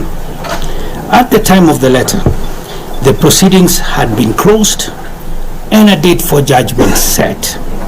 We thus found the conduct of Mr. Ochiel inappropriate. For obvious reasons, we did not refer to the decision he referred to, and it was not necessary to do so. These are our final orders. Having answered all the issues that we framed in the consolidated petition, we now make the following final orders. A, that the current office of Chief Administrative Secretary, created by the first and fifth respondents and contained in the Kenya Gazette Special Issue number 12432, dated 12th of October 2022, and which announced the vacancies thereof, is unconstitutional. B, that whereas there was some reasonable public participation on the first complement of 23 Chief Administrative Secretaries, there was no such participation regarding the additional complement of 27 office holders. C, that the entire complement of 50 Chief Administrative Secretaries, which is to say all the second to the 51st interested parties, is unconstitutional. D, for the avoidance of doubt, the notification by the first respondent dated the 16th of March 2023 appointing the second to 51st interested parties to the office of Chief Administrative Secretary is hereby quashed. E, that the prayer that Section 26, subsection 2 of the Salaries and Remuneration Commission Act and the Salaries and Remuneration Commission, Remuneration and Benefits of State and Public Officers, Regulations 2013, be declared unconstitutional is disallowed. F, a declaration is hereby issued that the first respondent enjoys constitutional immunity from suit and was illegally joined into the proceedings. G, that the petition against the first interested party, Controller of Budget, is hereby dismissed. The last issue relates to costs. Costs ordinarily follow the event and are at the discretion of the court. We find that the consolidated petition raised constitutional issues in the public interest. The order that commends itself to us is that each party shall bear its own costs. Thank you. Thank you, Dr. Kamodo. If you can give us just 1 minute to sign our judgment.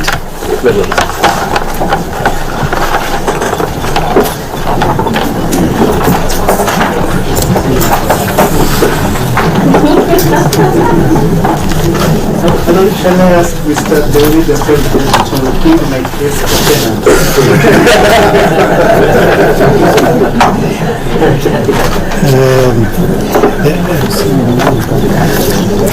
Now, Dr. Kamodo. Yes, my lord, we are enormously grateful for the well-written decisions that the court has rendered. Yes. And we will be requesting for copies of the judgment at the earliest stage, as well as the proceedings. Further to that, we'll be making an application for the stay of the decision of the majority to enable us seek a second view of the appellate court.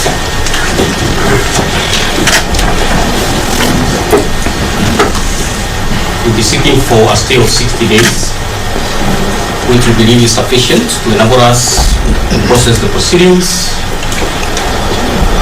and to prepare a proper record of appeal for delivery at the Court of Appeal.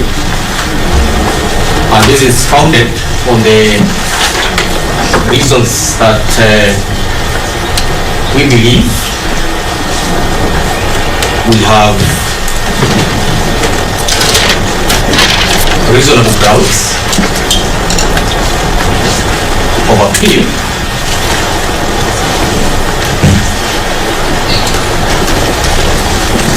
First, we will be raising a question of jurisdiction at the appellate court.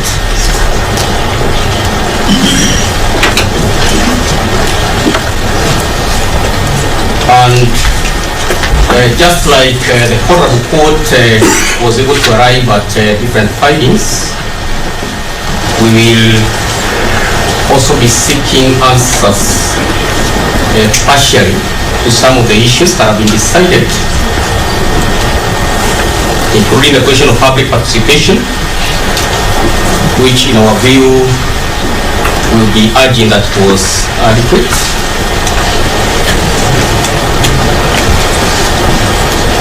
We believe it is necessary that a stay be granted because as we start now, we believe the court has properly laid it out that it cannot interfere in any way with the decision of the employment court in PRC number E174 of 2022, and therefore as we speak, the first respondent is at liberty to appoint 23 CSs, but will be pleading the case for the extra 27 when we get to the Court of Appeal, because we believe that the respondents, the interested parties, would be constitutionally entitled to the right of appeal, which would be fundamentally obliterated if a stay is not granted. It will also be necessary that the various competing decisions of courts of ordinary jurisdiction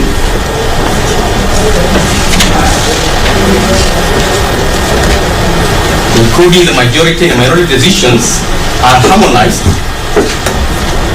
and our only port of call is at the Court of Appeal. given that we are persuaded that we have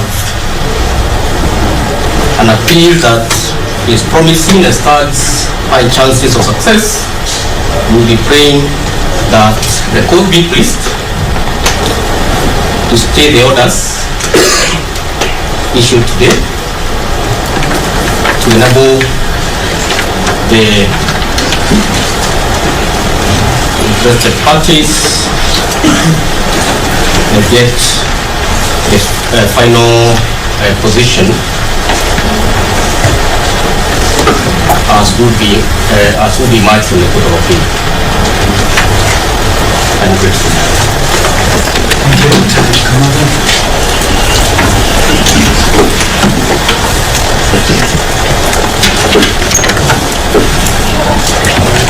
Is there any other counsel joining in the application by Dr.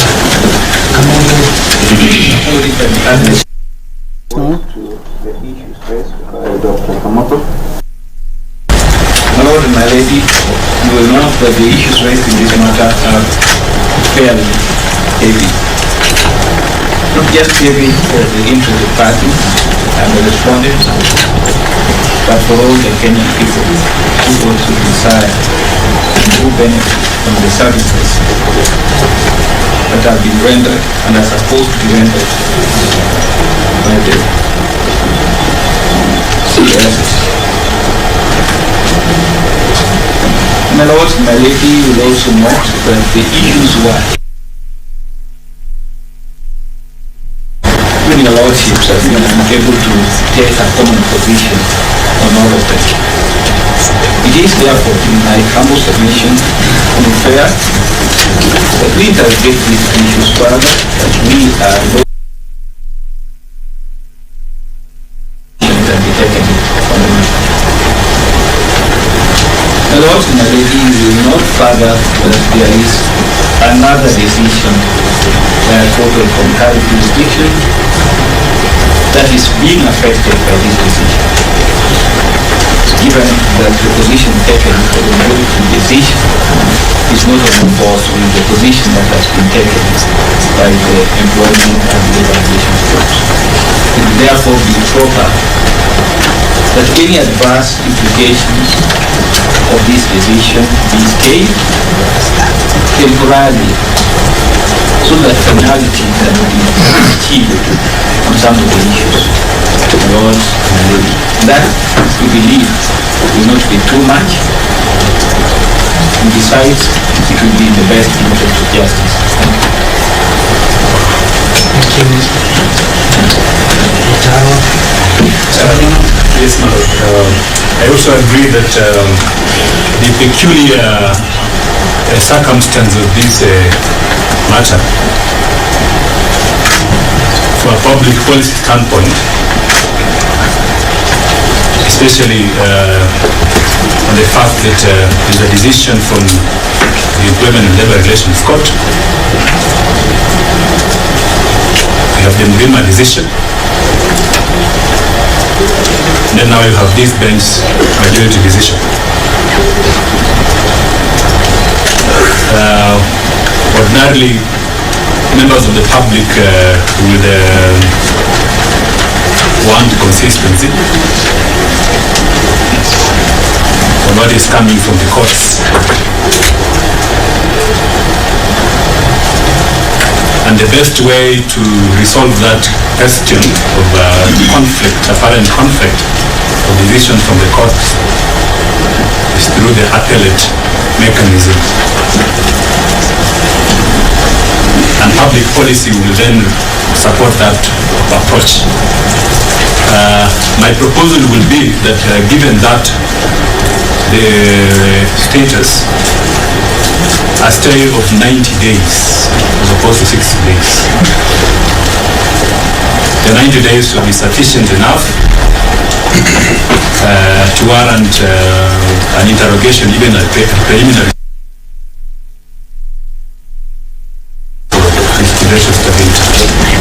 On the question of prejudice,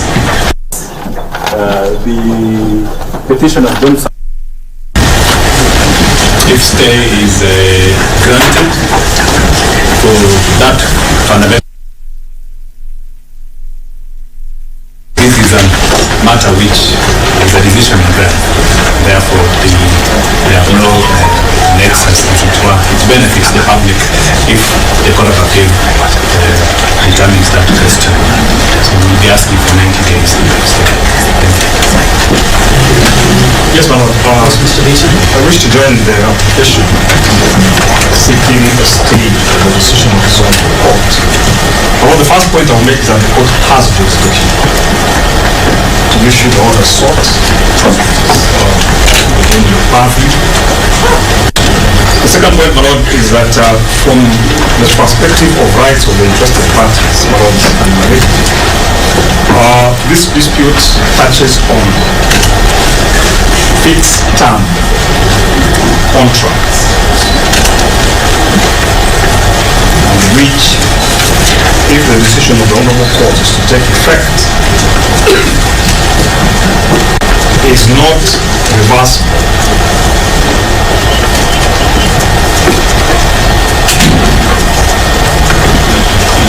And may severely affect the right to appeal, to more or less take it away or limit it. Therefore, it is important to preserve the substratum of the appeal and the rights of the interested parties as they seek it. Now, you're aware of this being a court of first instance. In constitutional litigation, parties have constitutional rights to pursue their appeal. Therefore, they're seeking a stay to facilitate the exercise of that constitutional right. I think that would be all in terms of supporting the application.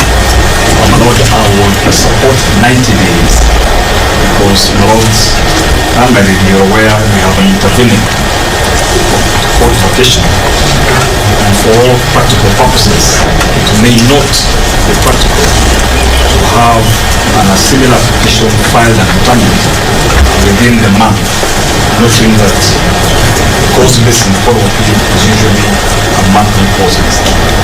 So in light of that fact, we believe that a longer period of stay would not render exercise of that request for to allow the parties to pursue an appeal legal.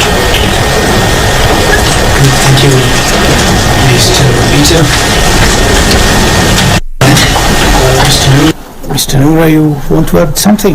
Yes, my Lord. It would be remiss of me if I don't add anything, having a majority of the clients in this matter. They might as well fire me if I don't comment. So, my Lord, just to add on what Mr. Peter and Mr. Wanyama have stated, the court in its judgment, in delivery of its judgment, raised in the preliminary or at the beginning, at the commencement, an issue of weakness with several other judgments that have been issued by courts of concurrent jurisdiction. So, as it stands, we have a decision in E174, the Mrima decision, an appeal pending in the Court of Appeal, a decision in terms of stay given by the Court of Appeal, the majority decision of this court, and the dissenting decision of this court. So it is my opinion that before we started, where we started and where we are right now, in terms of neatness, we are worse off, with 5 decisions that are hanging. It is important that we have uniformity from the Court of Appeal, and that can only be possible if this court grants a stay of 90 days for us to be able to appeal. I completely agree with the Land Council Wanyama that 90 days would be sufficient for us to approach the Court of Appeal and get uniformity of this decision. Just to emphasize on the importance of the state, my clients, who are around 46 of the chief administrative secretaries, are persons who have already been sworn into office. And what was pending is an order of this honorable court staying or stopping them from conducting their duties as chief administrative secretaries. Should the orders of the court today take effect, essentially that would be reversing the same, and it would not allow them an opportunity to appeal. It would completely destroy the subject matter of the appeal. So therefore, my lady, my lords, I pray that this honorable court grants us stay for 90 days to allow. That is it.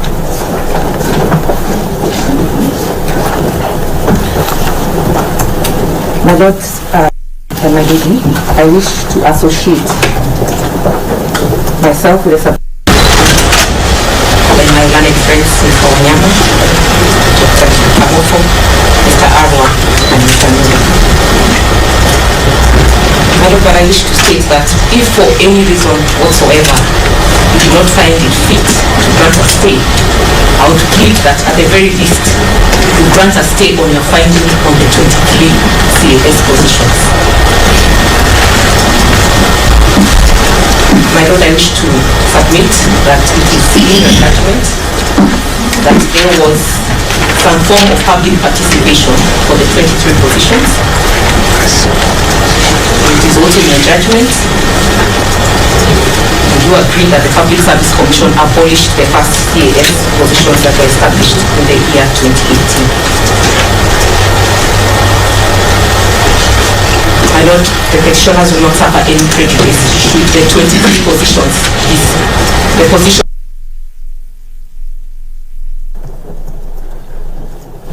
Because my lord, as is clear from the petitions, the greatest challenge was on the additional 27 positions. We urge you, my lord and my lady, to save the 23 positions by way of stay. And I do submit that 90 days stay would be sufficient to enable us to pursue the matter in the Court of Appeal. I submit, my lord. Thank you, Ms. Malani. Any reply from the petitioners? Mr. Ogada. Your Lordship, thank you very much. Mr. Matindi has made me aware that he is not able to communicate to the court. I bring that to the consultation. Perhaps he will be allowed to speak if he has anything to say. On behalf of the second petitioner, the Law Society of Kenya, the application for stay is proposed for the following reasons. The court will note that there has been a stay, and that stay is still in existence. In terms of the stay orders, were to the effect that all nominees were barred from exercising any capacity with regards to the CAS office. Those orders are in place. So the argument of prejudice cannot suffice. There is an existing order. We heard it from the other side that services were being rendered by CASs. That would be an interesting twist. We will want them to bring evidence of the services that were being rendered by these CASs so that we can respond. In a nutshell, we want a formal application brought so that all petitioners can respond. Because when you say services were being rendered contrary to existing court orders, it is a requirement in equity that you come to court with clean hands. And therefore, if services were being rendered contrary to court orders, the petitioners will have enough to say. Third, when an act has been declared unconstitutional, as has been declared by this court, an order for stay cannot reverse that position. Stay can only be on the execution, but a declaration of unconstitutionality can only be reversed on appeal. So we urge them to please exercise their right of appeal, and the petitioners will meet them there. We also heard that prejudice will be suffered by the other side because the courts are going to vacation. We all are aware that the Court of Appeal has a duty judge on vacation.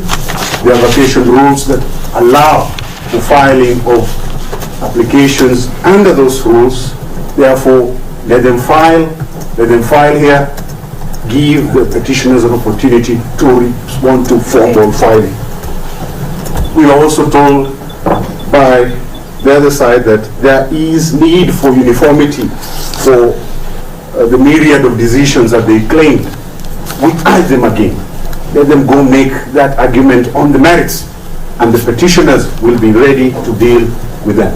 And therefore, the position for the LSK is that we object to that application of stay, let them file something formal, we will be ready to deal with it. Thank you.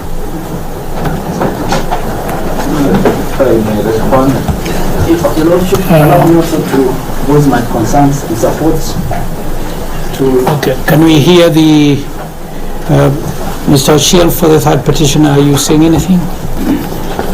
All right, then he has yielded to you, Mr. Matwere. Proceed. So, could I say something, my Lord? You did not seem eager to say something. I was still thinking of what the the decision I would concede to a stay on. Nonetheless, my Lord, allowing the stay as requested would mean that the dissenting opinion becomes the majority opinion because it would be. So we request you to reject the application for stay. Also because it would mean that all the things that the majority decision or the court's decision has come, because the majority decision becomes the decision of the court, will not exist. It would be as if you did not find the appointments unconstitutional, you said nothing about the impact on the public purse and the burden on the taxpayers. So reject the application. If they insist on it, let them make a formal application that we can interrogate and look at. And being the first opportunity to speak, my Lord, allow me to request Mr. Theory to address the court concerning my performance of the duty to disclose a recent and relevant and binding Supreme Court decision that as advocate I am bound to disclose. I disclose it, the court finds my conduct inappropriate. Completely inappropriate. But now, Mr. O'Shea, we are dealing with an application for stay. The matters of discipline fall in another body headed by your president and certain other bodies. The less we say about it, Mr. O'Shea, the better. Mr. Matwere. Your Lordship, also allow me to side with my colleagues in opposing the application for stay. Firstly, on account of the fact that I've been surrendered. It is my considered opinion that you have become functors official. It is therefore not open for you to issue any orders that may seem to countermand the same decision that you rendered today. In the event that the respondents and interested parties are desirous of moving to appeal as they have indicated, let them make a formal application so that us, the petitioner, is also given a chance to respond on the application on merits. That should be all.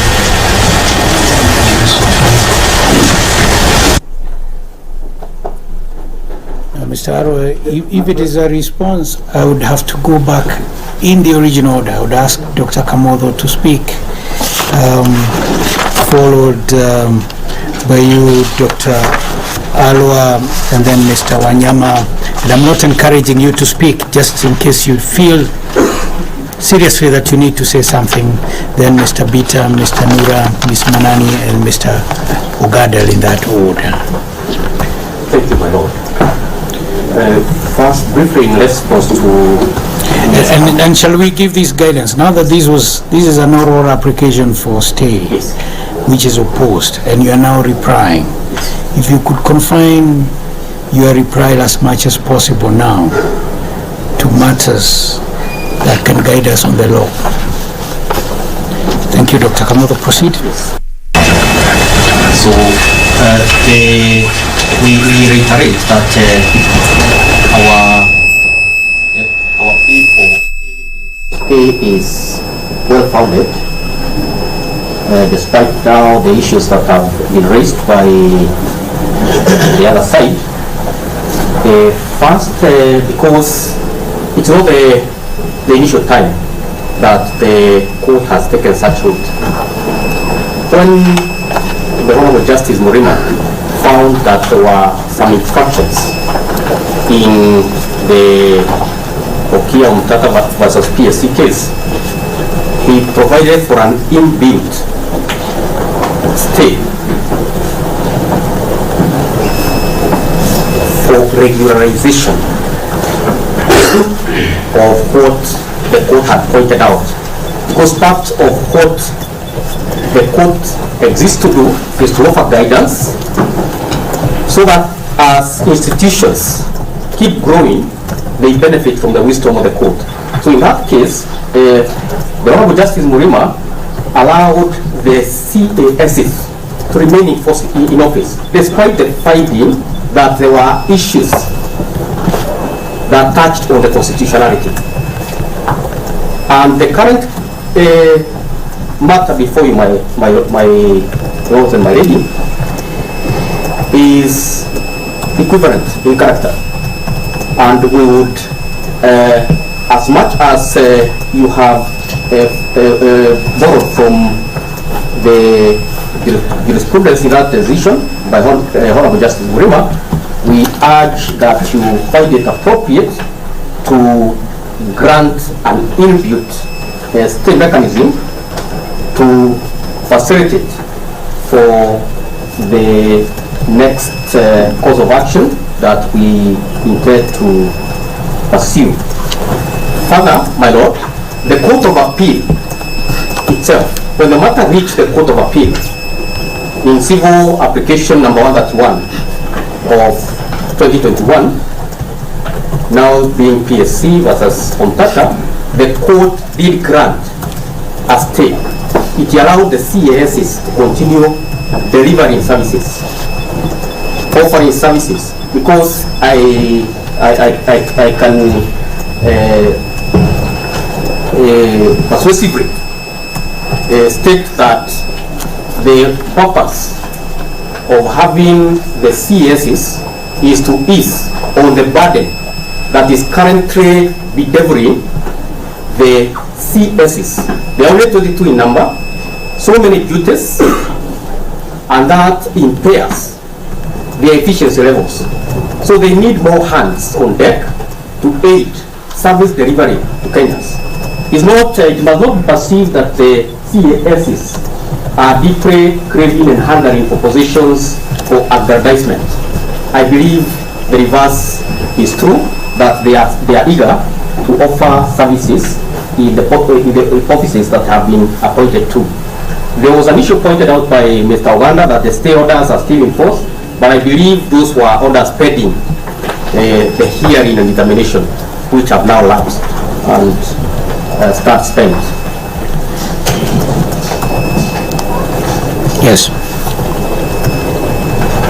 We have, it has been stated that we are seeking to reverse the decision so that the majority becomes a minority decision. I believe that is farthest from the truth, because what we are seeking is just a stay, and stay is provided for. A stay of execution is well provided in law, and this court still has jurisdiction on this matter. It remains the only proper judicatory forum for the time being until justice to the parties is finally settled, and therefore the question of being funked as official does not lie. The court still has mandate to grant the relief that we are seeking, and we fervently pray that the court considers the plight not just of the interested parties, but the plight also of the citizens who would start to benefit from the services of the extra 27 CSs whose status remains uncertain. And at that point, Lord, I wish to rest my submissions and allow my colleagues to carry on. Thank you so much. Yes, Mr. Arrow. Lord, my lady, in brief response, I would wish to speak first. The request for stay is actually within the Constitution, and is actually anchored on the provisions of Section 3A of the Civil Procedure Act, 1A, 1B, of the same act. All of these sections I'm citing empower this court to do what the aims of justice demand. It is my humble submission, Lord, my lady, that the aims of justice in this particular case demand that the position of the majority be stayed pending their hearing. But that particular order is in the public interest. And it is our humble submission that public interest is implicated in this matter at several levels. First, as I previously indicated, the public is interested in the services that be rendered by the CSs. It would not be correct to assume that they will only consume public money and not give benefit to the public. And it is the right of the tenant party to benefit from the success of this act. And that right ought to be protected. As long as there is an issue, my lord, my lady, that can be determined in the other. And the public interest is also implicated at the level of the interested parties. There is no doubt that the interested party has been appointed to a public position. There is no doubt that many of them had actually resigned from their previous positions. And their position has been in limbo for several months now. What the decision that has been declared today means is that they have no hopes unless their peace are sincere. Considering that some of them, Lord, had already relinquished their earlier positions. If for nothing else at all, Lord, at least for that reason, there is a need to grant a stay pending further interrogation of these issues. Lord, it's not correct, as my learned friend Mr. Ogada said, that when a declaration of unconstitutionality has been made, then no stay is feasible. That is not correct. These courts have been known, allowed to grant, to make a declaration, but suspend the declaration pending whatever it is for the interest of justice. a declaration of unconstitutionality can be made, but we stay pending the taking of some other action that may be necessary. And it is in this light that we are asking the court to suspend temporarily to have the issues looked into again. Well, there is also the issue of the implication of this decision on the other matters that which I have already talked about. And I'm now speaking only about the public interest implications of the state, because it will preserve the integrity of these decisions, these cases that are pending, and which will be affected differently by your majority decision when that is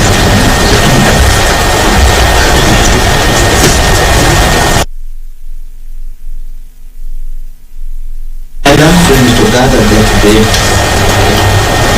it would require clarification of the services that the CSS. But when I spoke about the benefit that the public derives from the CSS, I'm not referring to this particular CSS. And so there will be no need to give any such clarification. Then there is a statement made. Yeah, those are Mr. Rowe, you know, I'm just waiting. I'm just trying to concentrate on whether a stay should be granted or not. Just in conclusion, I'm just saying that that statement by Mr. Okada to the need for a stay in this case. Considering that whatever stay was mentioned to come to an end. I'll be quick.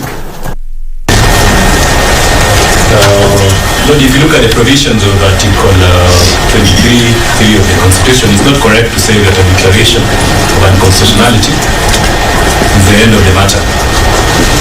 The court has jurisdiction under that clause in the Constitution to grant, and I underline, an appropriate relief. An appropriate relief in this case includes a stay order. And listening to the majority judgment, you will get the feeling that this is one of those special cases where stay should be granted. The reason is that we have another decision from the Employment and Labor Relations Court, which this court says is not binding to it, and it proceeds to render its own decision. And because of that particular conflict, a situation-sensitive aspect arises which requires determination by the Court of Appeal for jurisprudential stability. And that's the reason why we are pleading for stay for 90 days. Thank you.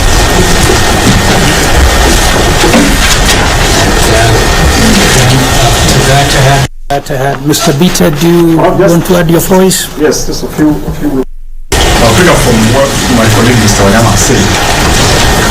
You will realize from the architecture of our Constitution that the Constitution contemplates that the High Court can actually make errors in interpretation of the Constitution. And it confers to parties a right to appeal. So that is where we're coming from, that the possibility that the decision may have been made in error, the Constitution is alive to that. And we're urging the court to allow the parties in exercising that right to preserve the substance of the appeal.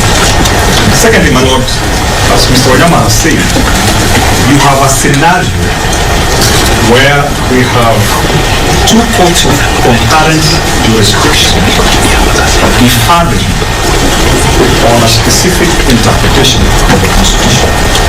Not just two courts, because we have a dissent even in this event.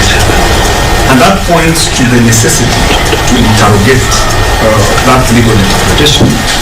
And in those circumstances, because my lords and my lady, you realize that this dispute is not in persona. It sets certain principles that will be applicable to public bodies what do public bodies do when you have when you have courts of concurrent jurisdiction differing on interpretation? And I think that is a very important and substantial question that we believe should weigh in the court's mind in whether to exercise its jurisdiction to allow the parties who wish to appeal not to have an academic appeal. I think that is all.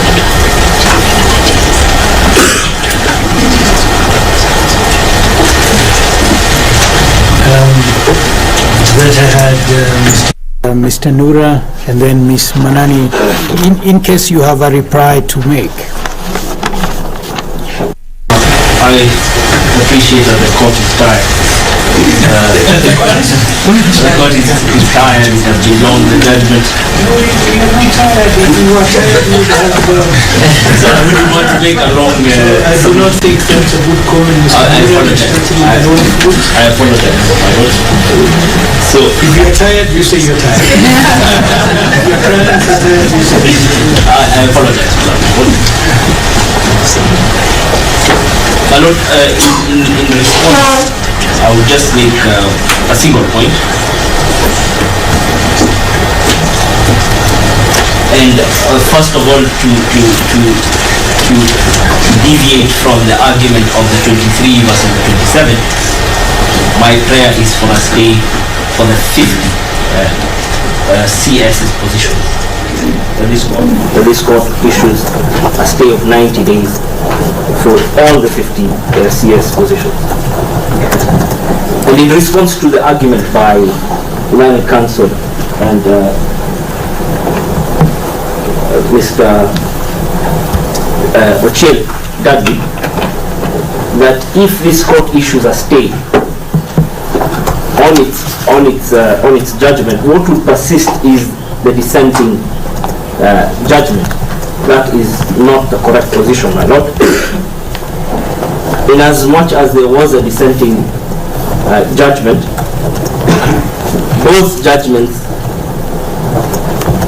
fed into the same orders. So this court issued a single set of orders, and that is what we intend to stay.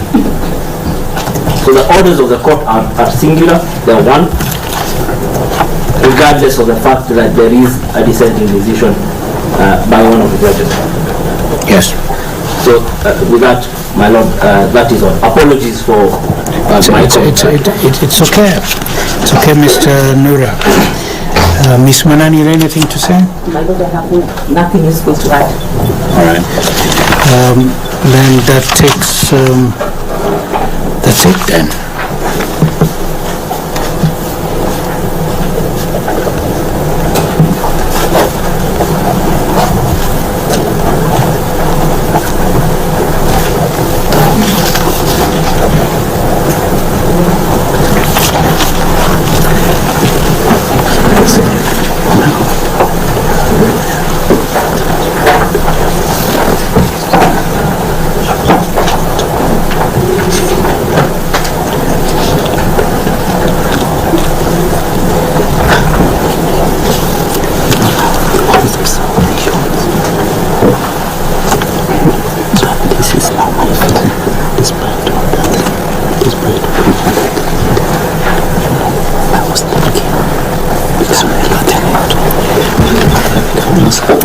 We are whispering to each other because the media equipment is here and it's recording us.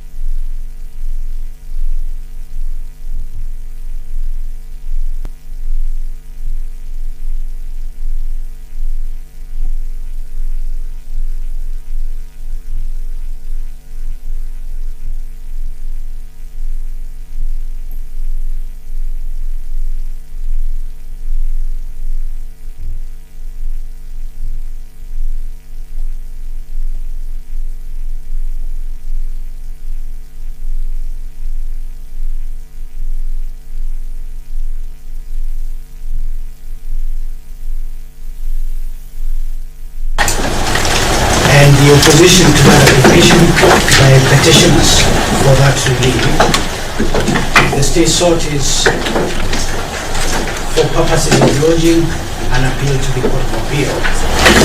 We are cognizant that in this petition, an interlocutory conservatory order was made by the city and confirmed by the full bench on the 28th of April 2023. We also take judicial notice that an appeal against that order to the Court of Appeal was dismissed. The net effect of that is that the second to 51st interested parties, those sworn into office, never took up their duties as CASs because of the state orders. In the circumstances, the orders and declarations made today are incapable of being remedied by a stay because there is truly nothing to stay. In fact, a grant of a stay would amount to putting the CASs into office when we have already found it to be unconstitutional. For all of those reasons, we are not satisfied that there are sufficient grounds to grant a stay. The same is hereby dismissed.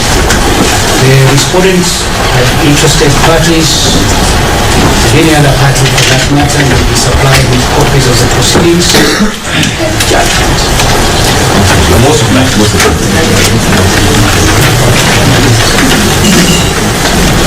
Yes, Mr. Demi, you are on your feet. Yes, Father.